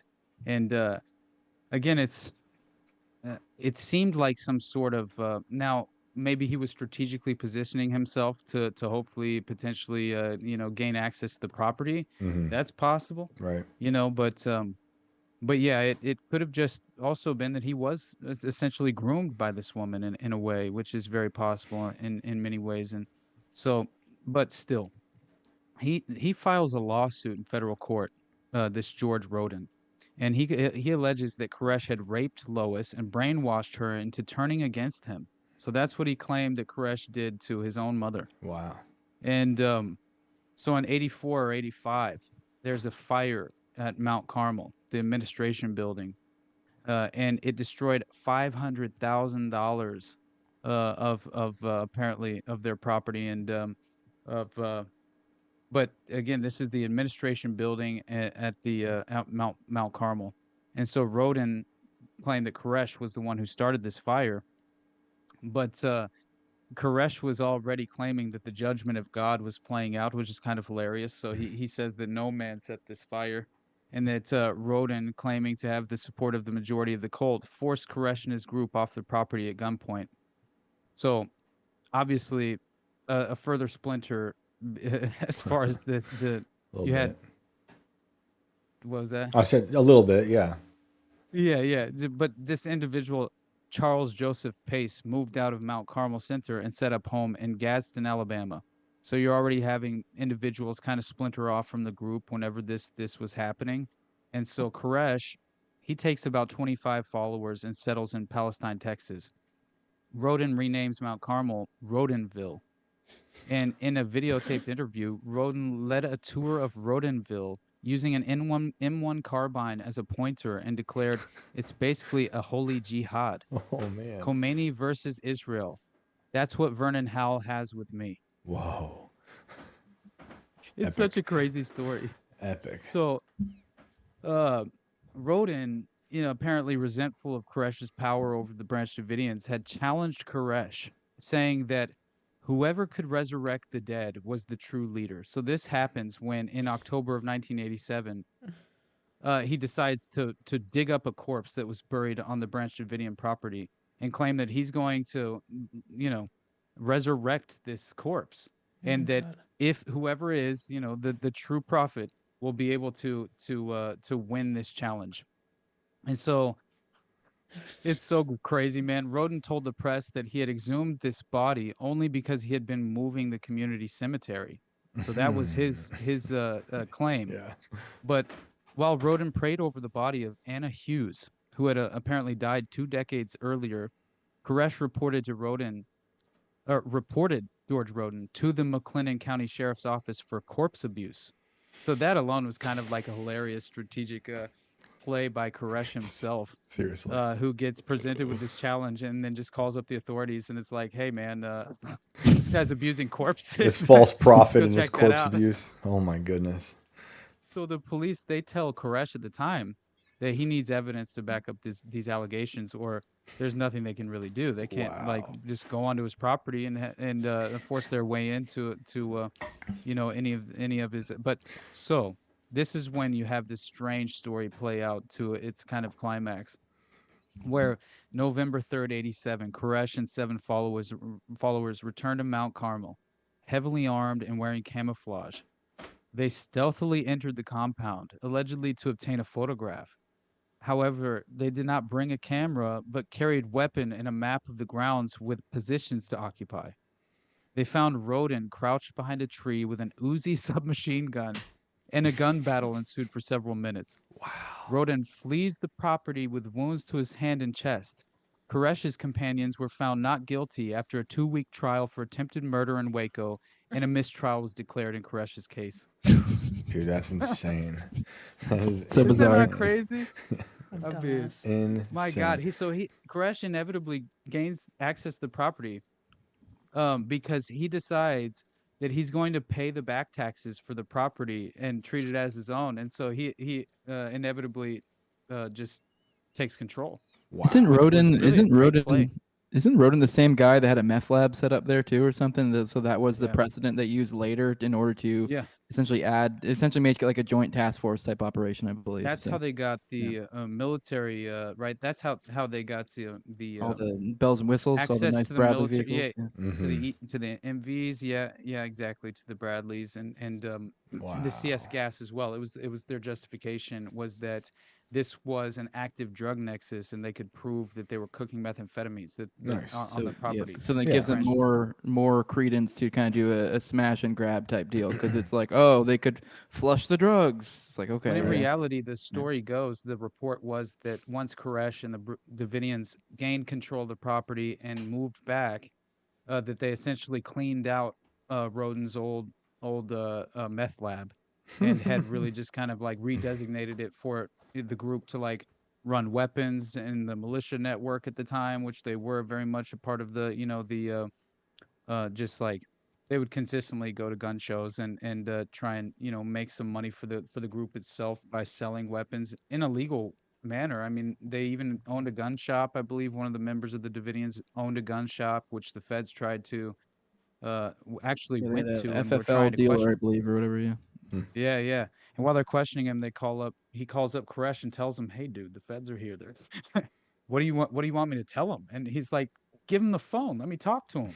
And so, yeah, he gives him the phone, and the federal agents just straight up just start. They were once they obviously discovered that it was David, they just dragged their feet and hung up on him essentially.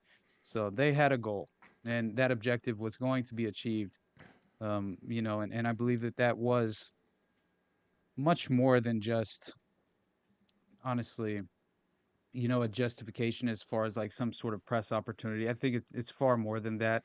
That is a convenient, as far as just a convenient misconception that I think has been manufactured to really throw off public perception as far as their ability to kind of wade through the actual disturbing details that lead to a far more, really it is, honestly, it becomes an extraordinary, like, paradigm shifting, just as far as your ability to try and make sense of this in any sort of right, honest, objective way. You have to kind of pry a little deeper below the surface, and what reveals itself is what we've kind of been alluding to throughout this entire show so far, which has just been this very much more well-established clandestine network that seemingly is, as you put it, the shadow government, or as I said earlier, the permanent establishment.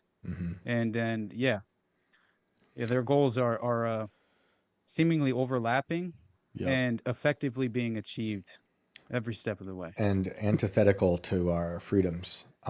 So when I hit up Jose initially for this show, I was like, I want to talk about serial killers. And then when we were talking before we went live, when Zoom was trying to take me out, we were talking about how we were going to transition. And like Austin's got a good micro like transition on the ground level of people with the musical chairs of this network. And while we were talking about it, I was thinking like the other, like maybe macro transition into this is like the Davidians talking about the satanic government, and now the serial killers that you guys are talking about that are like, I don't know if you're gonna say like procured by the government, like what's a good word to say, manipulated by the government. It makes it sound like they're way more satanic than I even give them credit for, that they're willing to do this. I'll explain this real quick. I will go ahead and let you know. Like, I don't think there's any way you can really dig into this, but maybe I can give a little bit of teaser of the kind of conceptual idea that we were working with when me and Austin were talking about this idea. The idea of serial killers essentially being created by the government. Most well known is David McGowan's book, Program to Kill, is kind of where this thesis is proposed. And that was kind of what we were going to present to here. It's way too dense of a topic for us to go in too much, but essentially the concept being is the way we were conceptualizing it for this episode. And so maybe you can have Austin back on another time, or maybe both of us, or whatever. Yeah. Or maybe a different guest. Like, we definitely have no guest who could do a great job with this. But essentially, the idea being is it was I know you remember I'm sure you remember the concept of satanic panic. Oh yeah. Well, this was like an inverse of that, because our idea we would totally break down that we think satanic panic, like there were some examples of where things were blown out of proportion or weren't legit or whatever. But I think there was real things going on that were covered up, and essentially this smoke screen of satanic panic kind of covered it up. It's like, oh, that's this hodgepodge, whatever. I feel like the serial killer phenomenon, and honestly, it kind of leads into school shootings and the like, is the same thing, but an inverse of it. It's the real satanic panic in the sense that they say, oh, serial killers, oh, school shootings. And it's like, yes, there are examples here and there of school shootings, of serial killers, maybe too. But I think when you really start digging into different examples, you start to see that many, many times what we were shown to be school shooting or serial killer or whatever was in fact someone who was programmed to kill. Right. Right. 100%. I mean, we were talking about Charles Manson earlier. That he was programmed to kill, or programmed to make others, kill. Yeah, I guess. Or it's like cover-ups too, or like I was getting at like the smoke screen idea of like with John Wayne Gacy, like that's probably a great example. Which we would, once again, I'm not trying to go super deep. I know Austin has like probably 40 minutes he could go on just on that angle, but just that right there on his face, just the fact that he was slaughtering so many young boys. Yeah, it kind of let just that on its face. And there is other things that other source stuff that we're getting to. That I'm trying to prevent myself going into it so we don't go down this. But there is just that on its face leads you to believe, come on, there's something more going on here. It's like, no. I think there's something else going on here. Do you think some of these are like just lab-made serial killers, like MK Ultra, just like when you say programmed to kill that way, or are there serial killers that they're watching and just letting do their thing, or both, I guess? Well, there's variations. There's like when it comes to programmed to kill thesis, there's the idea of the government creating somewhat organic serial killers, possibly on their own, and just in the fact of being involved in programs like Operation Phoenix, things like that. And then there's a concept of these lessons they learned over in Operation Phoenix that then they apply domestically in things like Operation Chaos, like we went into with Colonel Westbrook and Charles Manson and things alike. And then on top of that, the smokescreen concept, the idea of that some of these could be shown off to be other things. For example, there was a recent FSU shooting. There was two people who were killed in that thing.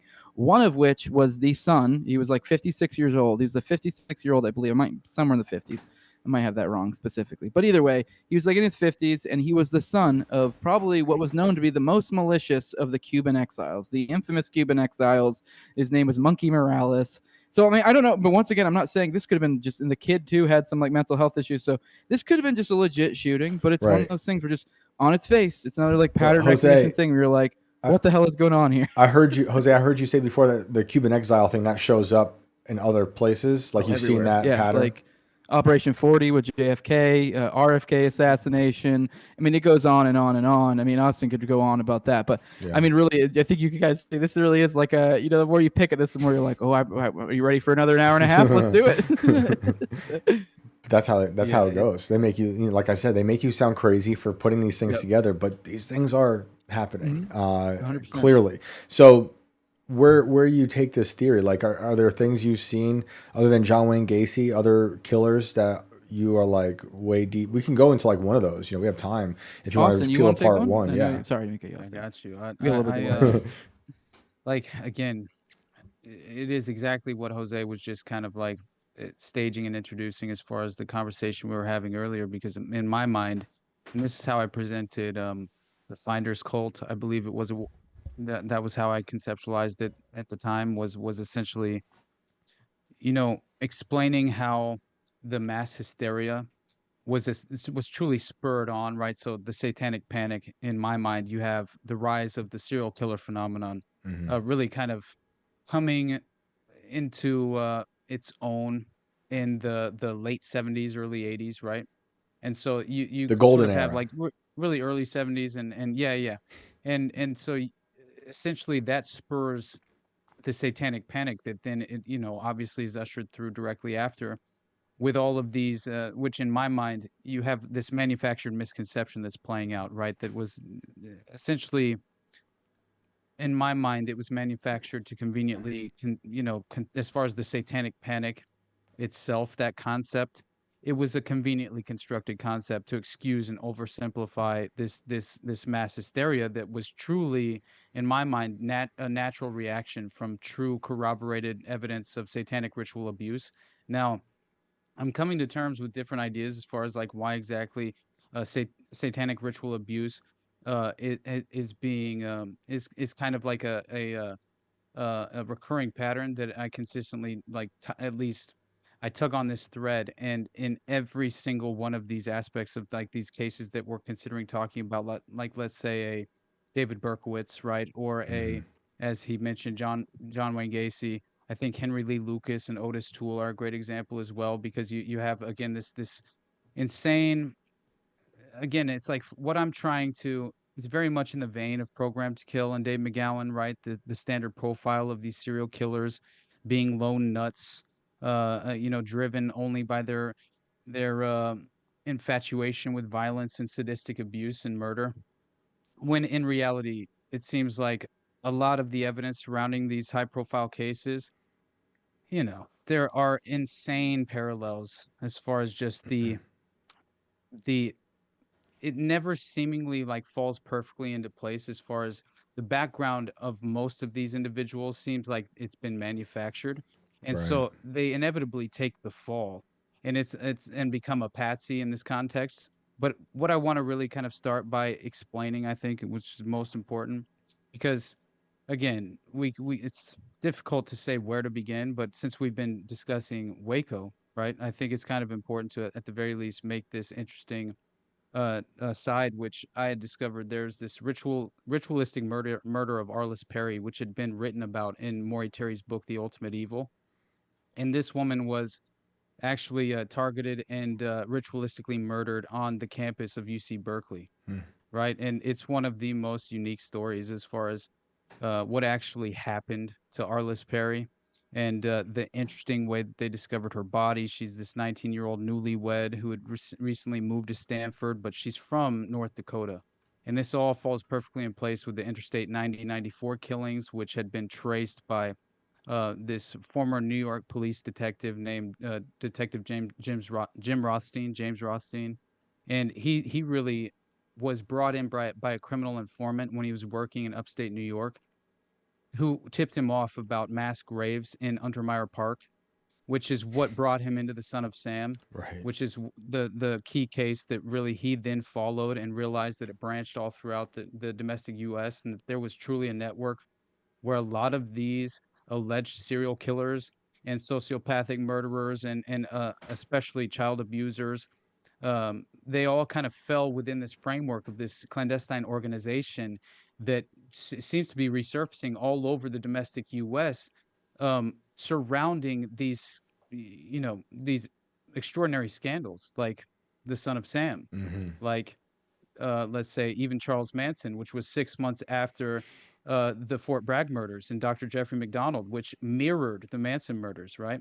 Or vice versa. The Fort Bragg murders were 6 months after the Manson murders, but still, it could be just some sort of copycat crime, or when you look into the actual details of it, it truly does kind of expose the reality of far more of a well-established operation being covered up by federal entities and compromised assets on the ground operational level. But the point being is that Arles Perry, she's essentially tied back to being targeted by this organization, this very same organization that had been conducting targeted assassinations by using David Berkowitz's group, to commit certain killings that would be very much, let's say, convenient for the cover up, which was occurring at the time. So if you consider the Son of Sam murders, right, you have to again keep in mind that this is very interesting. That as far as like, well, I should at least say that David Berkowitz, obviously known as the Son of Sam, 44 caliber killer, he's technically been labeled as the lone gunman, right? Right. The lone murdering serial killer psychopath that was obviously terrorizing New York in the 70s. And just a few years, and then he's actually convicted, right, arrested on August 10th in 77. But still, to consider the hysteria that surrounded the Son of Sam murders, and kind of how it was utilized in the public framework, you begin to kind of, yeah, it, again, gives you extraordinary pause, especially considering the victim list you go through, and you discover that Donna Loria and Jody Valenti, who were victims in the Bronx in 76, well, they had been directly tied to, obviously, Donna Loria. She had been an ambulance technician who might have become aware of a drug ring involving Nugan Bank that imported Golden Triangle heroin into the U.S. through blood supplies that she was apparently Sheesh. involved with. So she could very well have been potentially blowing the whistle at the time, and she has much more sinister connections as well to the group. But you know, again, it's hard to kind of figure out where we should begin because it was interesting. I was not at all prepared to talk about Waco, but we did it on the fly, brother. We You made killed it it. happen. You killed it. I just thought that was hilarious. But still, considering like the level of research that we've done on like a Marc Dutroux and right, I mean, I made up a list that's pretty extraordinary. You know, you can really, I think, one of the best ways to kind of make the point is to at least really just spotlight what Phoenix was and the techniques they utilized, and then kind of at the very least, we can pry into a little bit of Matthew Charles Lamb and the Psychopath Machine and MK Ultra being leveraged as far as utilized through the Montreal experiments, which very much seem to have where you have sociopaths who fit a profile and they're essentially targeted and recruited to these institutions like the Oak Ridge facility in Canada.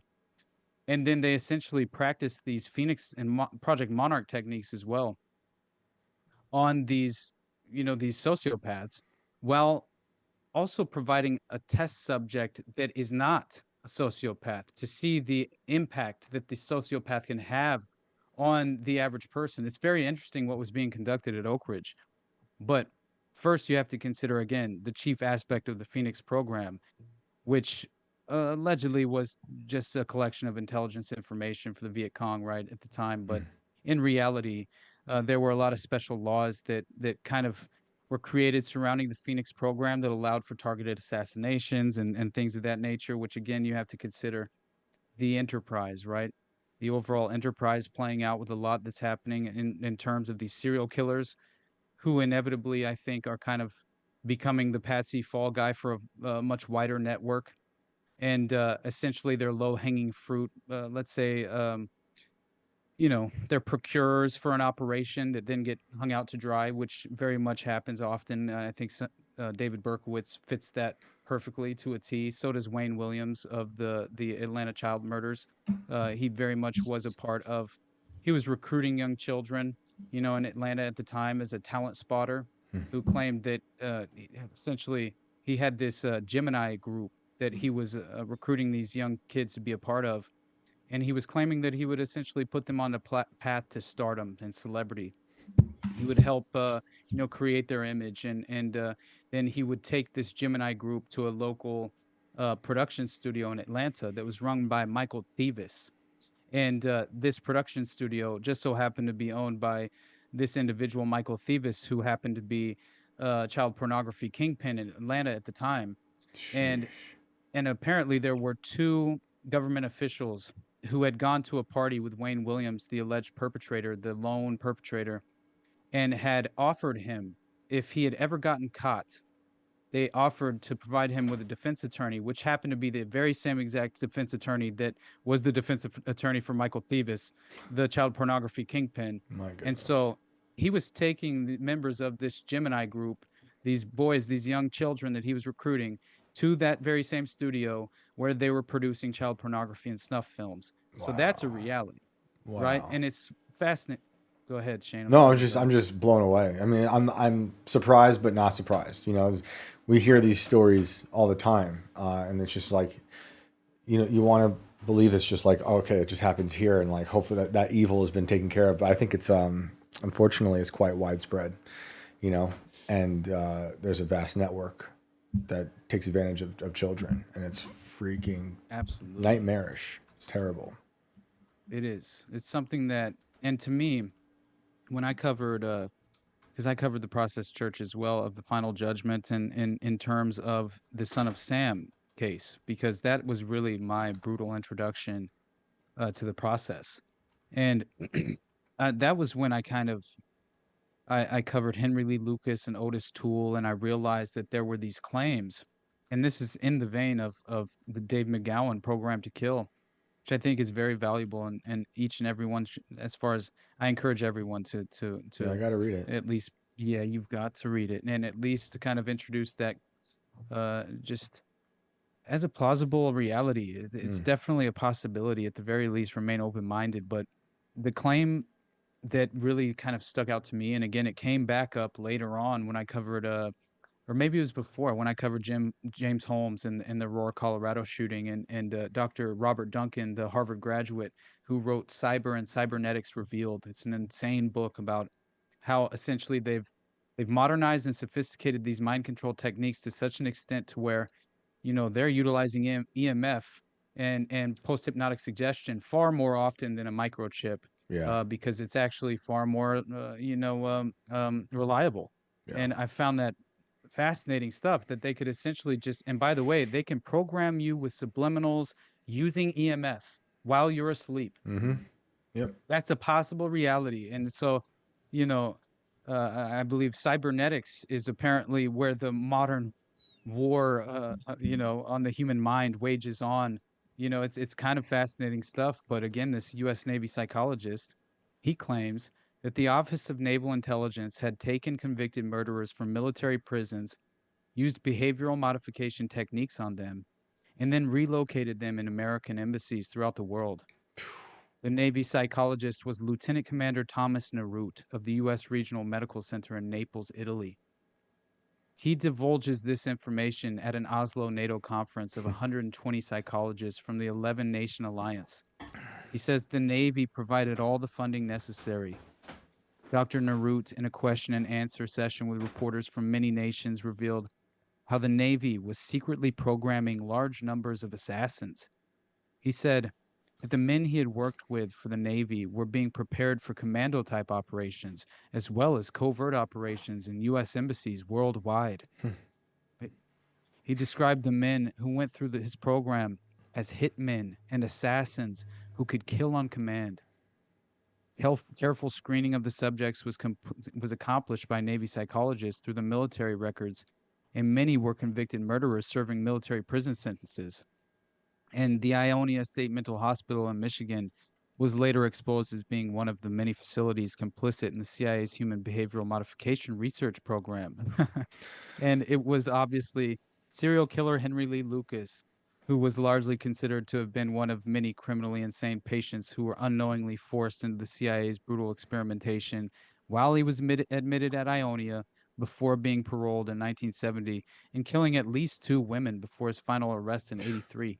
They get so crazy because he's actually, I didn't realize, he was housed in the same place that Charles Manson was. And I found that out earlier, actually, because I always knew about Ionia, but I was unaware. I had no actual understanding that apparently he had a direct connection to actually being present at the same facility as Charles Manson for a time. But that one is pretty fascinating. I mean, you wonder how it's like the way you're describing it. It reminds me of how the government will, basically take on hackers to then do the hacking for them. Then I think about the Unabomber was allegedly, Ted Kaczynski was allegedly MK Ultra, right? Or something like that. Whitey Ford, I think that's his name. Whitey Ford. Is that the singer or is that the... Bulger? You mean Whitey Bulger? Bulger, thanks. Yeah, Whitey Ford's the singer. Yeah. I'm going to listen to that now. But he was involved in MK Ultra, I think. There's a lot of people who've done a lot of bad things who've been attached to this. And then we talk about Charles Manson a lot today. You read Chaos. You understand his connection to all this. So this idea doesn't seem like very far-fetched. It seems like something that is exactly what they want to do. We talk about MK Ultra creating hitmen. These these people that can just basically on a remote control have to do their bidding. So why not? It's really, and you think about the FBI. There, how many serial killers are they just watching and just letting go about their thing, and then maybe they catch them, be like, okay, well now we need you to do this, or how many are they just dosing with drugs? How many are they hitting with the EMF? I mean, there's just any number of ways.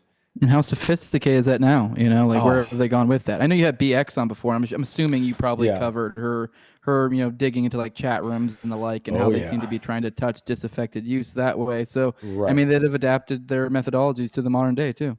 Yeah, I was thinking about that while while we started this part of the conversation.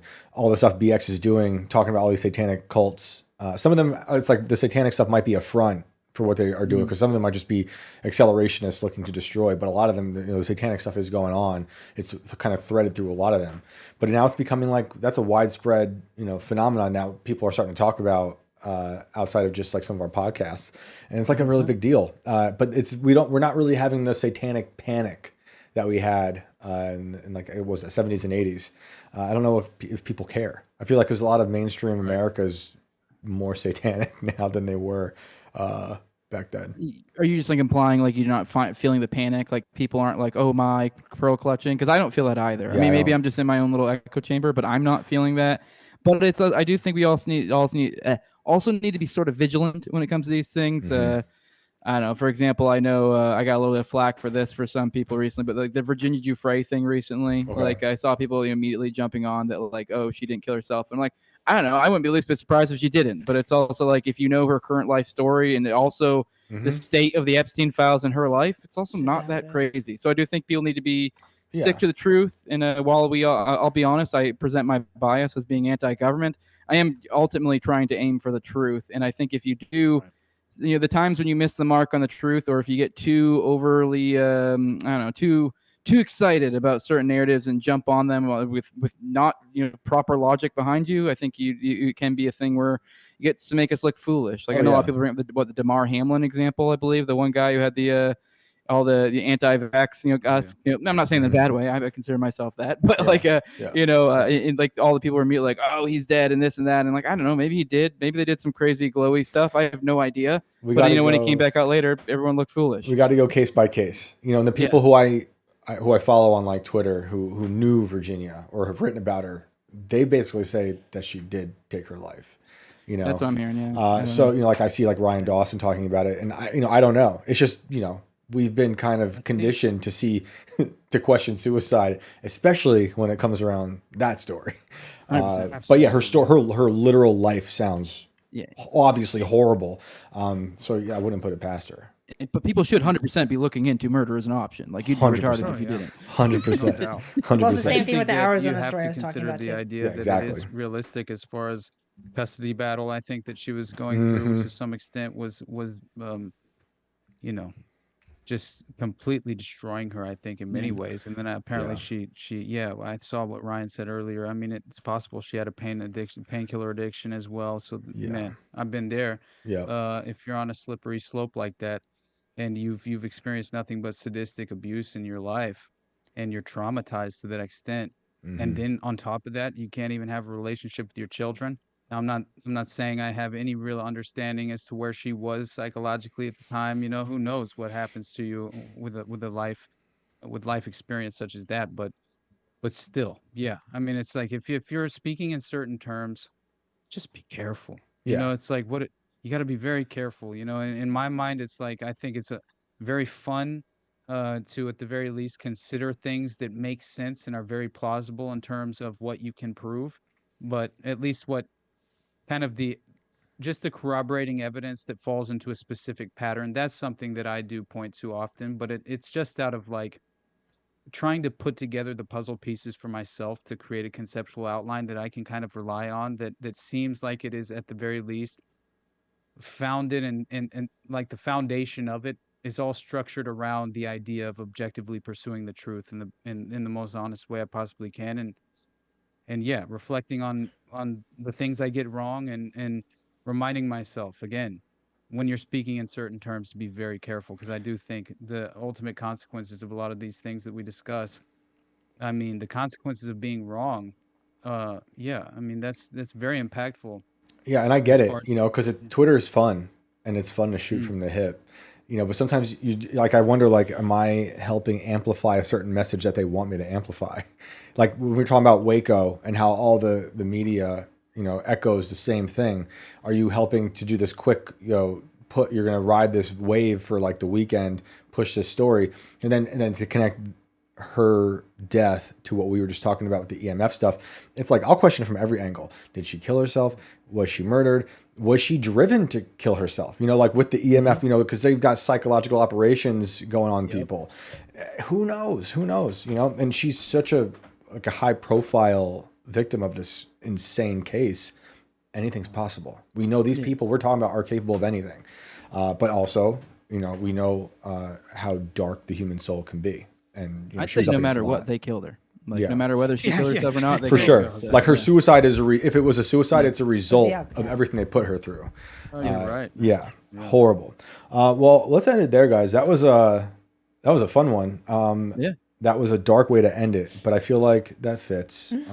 Yeah. Please, I'm not even going to attempt to find any joy because it's just this time of year. Like I was looking at the Ruby Ridge stuff, or just like there seems to be a lot of things that happen this time of year. I don't know what that's about. Spring. I love this time of year, but I love spring. I love Easter, but the government seems to be the antithesis to all that beauty, and all they are is destruction and ugliness. So on that note, the time of the harvest, Shane. That's right. That's right. That's right. Let everyone know, guys, where they can find you, where they can watch all your stuff. I have the No Way Jose show. Me and Austin do a weekly show together on Tuesdays at 9:30 p.m. Eastern. Already Dead. It's a call-in show. It's the best call-in show there is. No, just obviously that's a joke. I'm just playing. We're on a call-in show right now. It is. But go check that out. Tuesdays 9:30 p.m. Eastern. We do a call in the second half of the show. We try to get guests when we can. But also I have the No Way Jose show. I have I do regular interviews, and then also I do a morning show called The Morning Dump every morning. Monday through Friday, at usually about 10 a.m. Eastern is the time I usually go. But kind of depending on what I can do.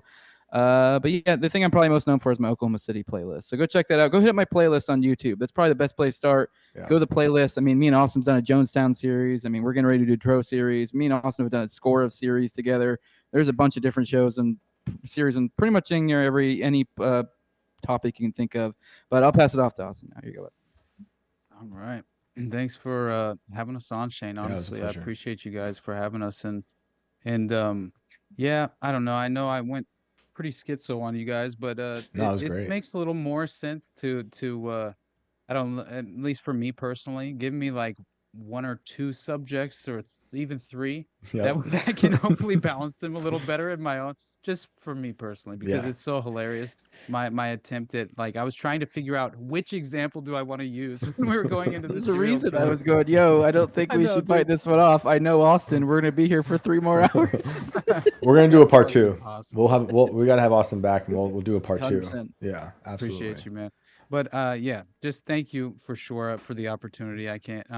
I'm forever grateful, and nothing but love for you guys. And you guys, best place to find me is the Underclass podcast. That's really my solo project, where we also use it as the umbrella project for both Jose and I. Whenever we collaborate, we put out on both of our platforms. But the Underclass podcast for sure, and it's basically on all platforms.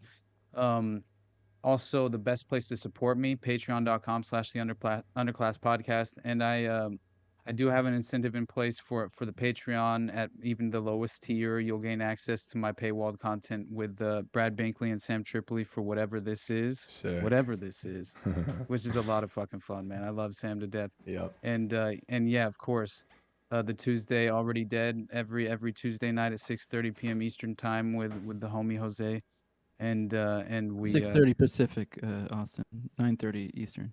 Oh yeah. Shit, you're right. My bad. Hey man. But anyway, I appreciate you guys again, and I don't know. I'm spiraling over here on the Atlanta child murders, so I'm gonna come out with an episode here shortly on that. Hopefully by the end of the week, but it's coming out soon. Sick. But either way, well, I'd love to have you back to talk about more of this and that as well. Awesome. And Jose, Wednesdays 9/11. You can see. Oh yeah, how did I not mention Tower Gang? Tower Gang. You give me a perfect little segue when Yeah. you go, how do we deal with these dark times? So you know what helps with that? Dark humor. That's right. That'll get you through. That's Racial right. slurs and laughing at things you shouldn't laugh at. That's right. That'll get you through it. Just Tune being in. demented in the head. Every Wednesday at 9/11 Eastern, we have Tower Gang with me, Top Lobster, Clint Russell, Cole, and Toad. And yeah, we're getting ready. We're gearing up for Bro Grove here in June 20th and 21st in Leesburg at I forget what theater, but one of the theaters. There's a flyer that's going to be out here soon. You can go check that out. Yep. But it's going to be a blast. We have Sam Tripoli headlining one of them, and we have Owen Benjamin headlining the other, and then we have, I believe, you're kind of like our Yep. all right, what's the word I'm looking MC, for I here? Our guess. speaker, and our Yeah. speaker, Opener. but like our Yeah. introductory guy. What the Yeah. fuck? There's a term for An that. You know opener. what I mean? Host, MC, I don't know, Yeah, something yeah. like There, that. host, I'll be MC, on that's the word I was stage. looking I'll be for, on yeah. stage, and I love all those guys, so I'm stoked for that. Can't wait for that. It'll be good to see everyone in person. But dude, guys, thank you so much for joining us. It was a pleasure, and we will do this again. All right, have a good night. Bye. Later. You too, bud. Amazing. If I had known we were talking about Waco so much, I would have brought a Dr. Pepper. Because that's where it's from. That's right. That's right. You've I've been to been- Waco I've been to Waco. Well, in I went. '93. No, yeah, right. Where were you? No, where were you? I was in third grade. No, but Chris and I went to Waco because we went to see Chip and Joanna Gaines's Magnolia Bakery because we're cool like that. That was all me. Freaking nerds. But they have a Dr. Pepper museum. Do they really? Yeah, it's dumb, Oh, but wow. it was cute. That sounds like just one away from a meth lab. I don't know why. Oh yeah, it probably just is. that close Like, away. you know, That was a fun one. That was a dark one. it was really dark. Really dark. He brought up Arles Perry, and I was like, "What is that story? Do you know that story?" No. Okay, so she was a 19-year-old American newlywed who was murdered inside a church. On the night of her murder, Arles and her husband Bruce had an argument about their car's tire pressure. So Arles told her husband that she wanted to pray alone inside the Stanford Memorial Church, and he left. So Bruce became concerned when his wife was not returned home by 3 a.m. and called the Stanford police to report her missing.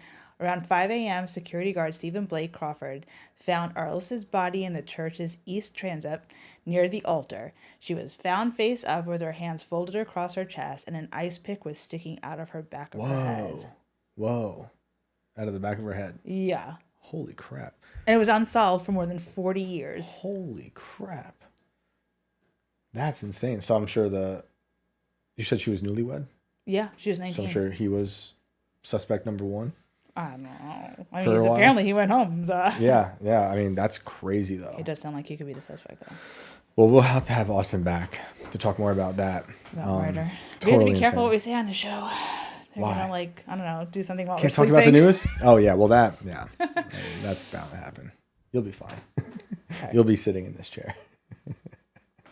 The helicopters will come over my house and abduct me Oh, okay. one day. Yeah, non prepared. I have a bug out That's why we have bag. to be off grid, so they yeah. can't find you. Do we have any comments or anything we should address? I appreciate that one person asking that question. Yeah, kind of, about like a little bit Waco. of a pushback. Different. I agree. I think the whole thing's weird. You know, why they could have definitely just walked out, but considering it was just a bad plan, she was saying. So considering what they had been I don't want to say forced to believe because they were like in a cult. They just believed it. That maybe the they were government just was like, Babylon, you know? not that this is okay, but maybe they were just like, we just gotta get rid of all of them because they're cult people. Yeah, I mean, there's a lot of cults. You're not getting rid of all of them, and they're still around. You can look up. There's like there's a few different branch Davidian sects now doing their thing. I'm fascinated by cults. Yeah, oh yeah, I know. We should have more of that. Yeah. I'm sure there's a lot right now happening. We have no idea about, you know. But like the government, you know, is definitely a big one. There's a big one in D.C. about an hour and a half away from here. It's the biggest money making cult I can think of. Okay. Yeah. But yeah, well, next week, I have callers for next week, so sorry we don't have callers today. And we'll be back next week with a good guest. I won't announce who yet, but it'll be fun. Okay. A good friend of mine. So you can send me stories at Shane Cashman at scanner.com, scnr.com. If you've seen a ghost, if you've experienced some strange alien beings out your window, if you've seen something you just can't explain, Or if you're in a cult. Or especially if you're in a cult, hit me up. We'll have you on the show. We'll talk. And yeah, thank you guys for tuning in. We'll see y'all next week.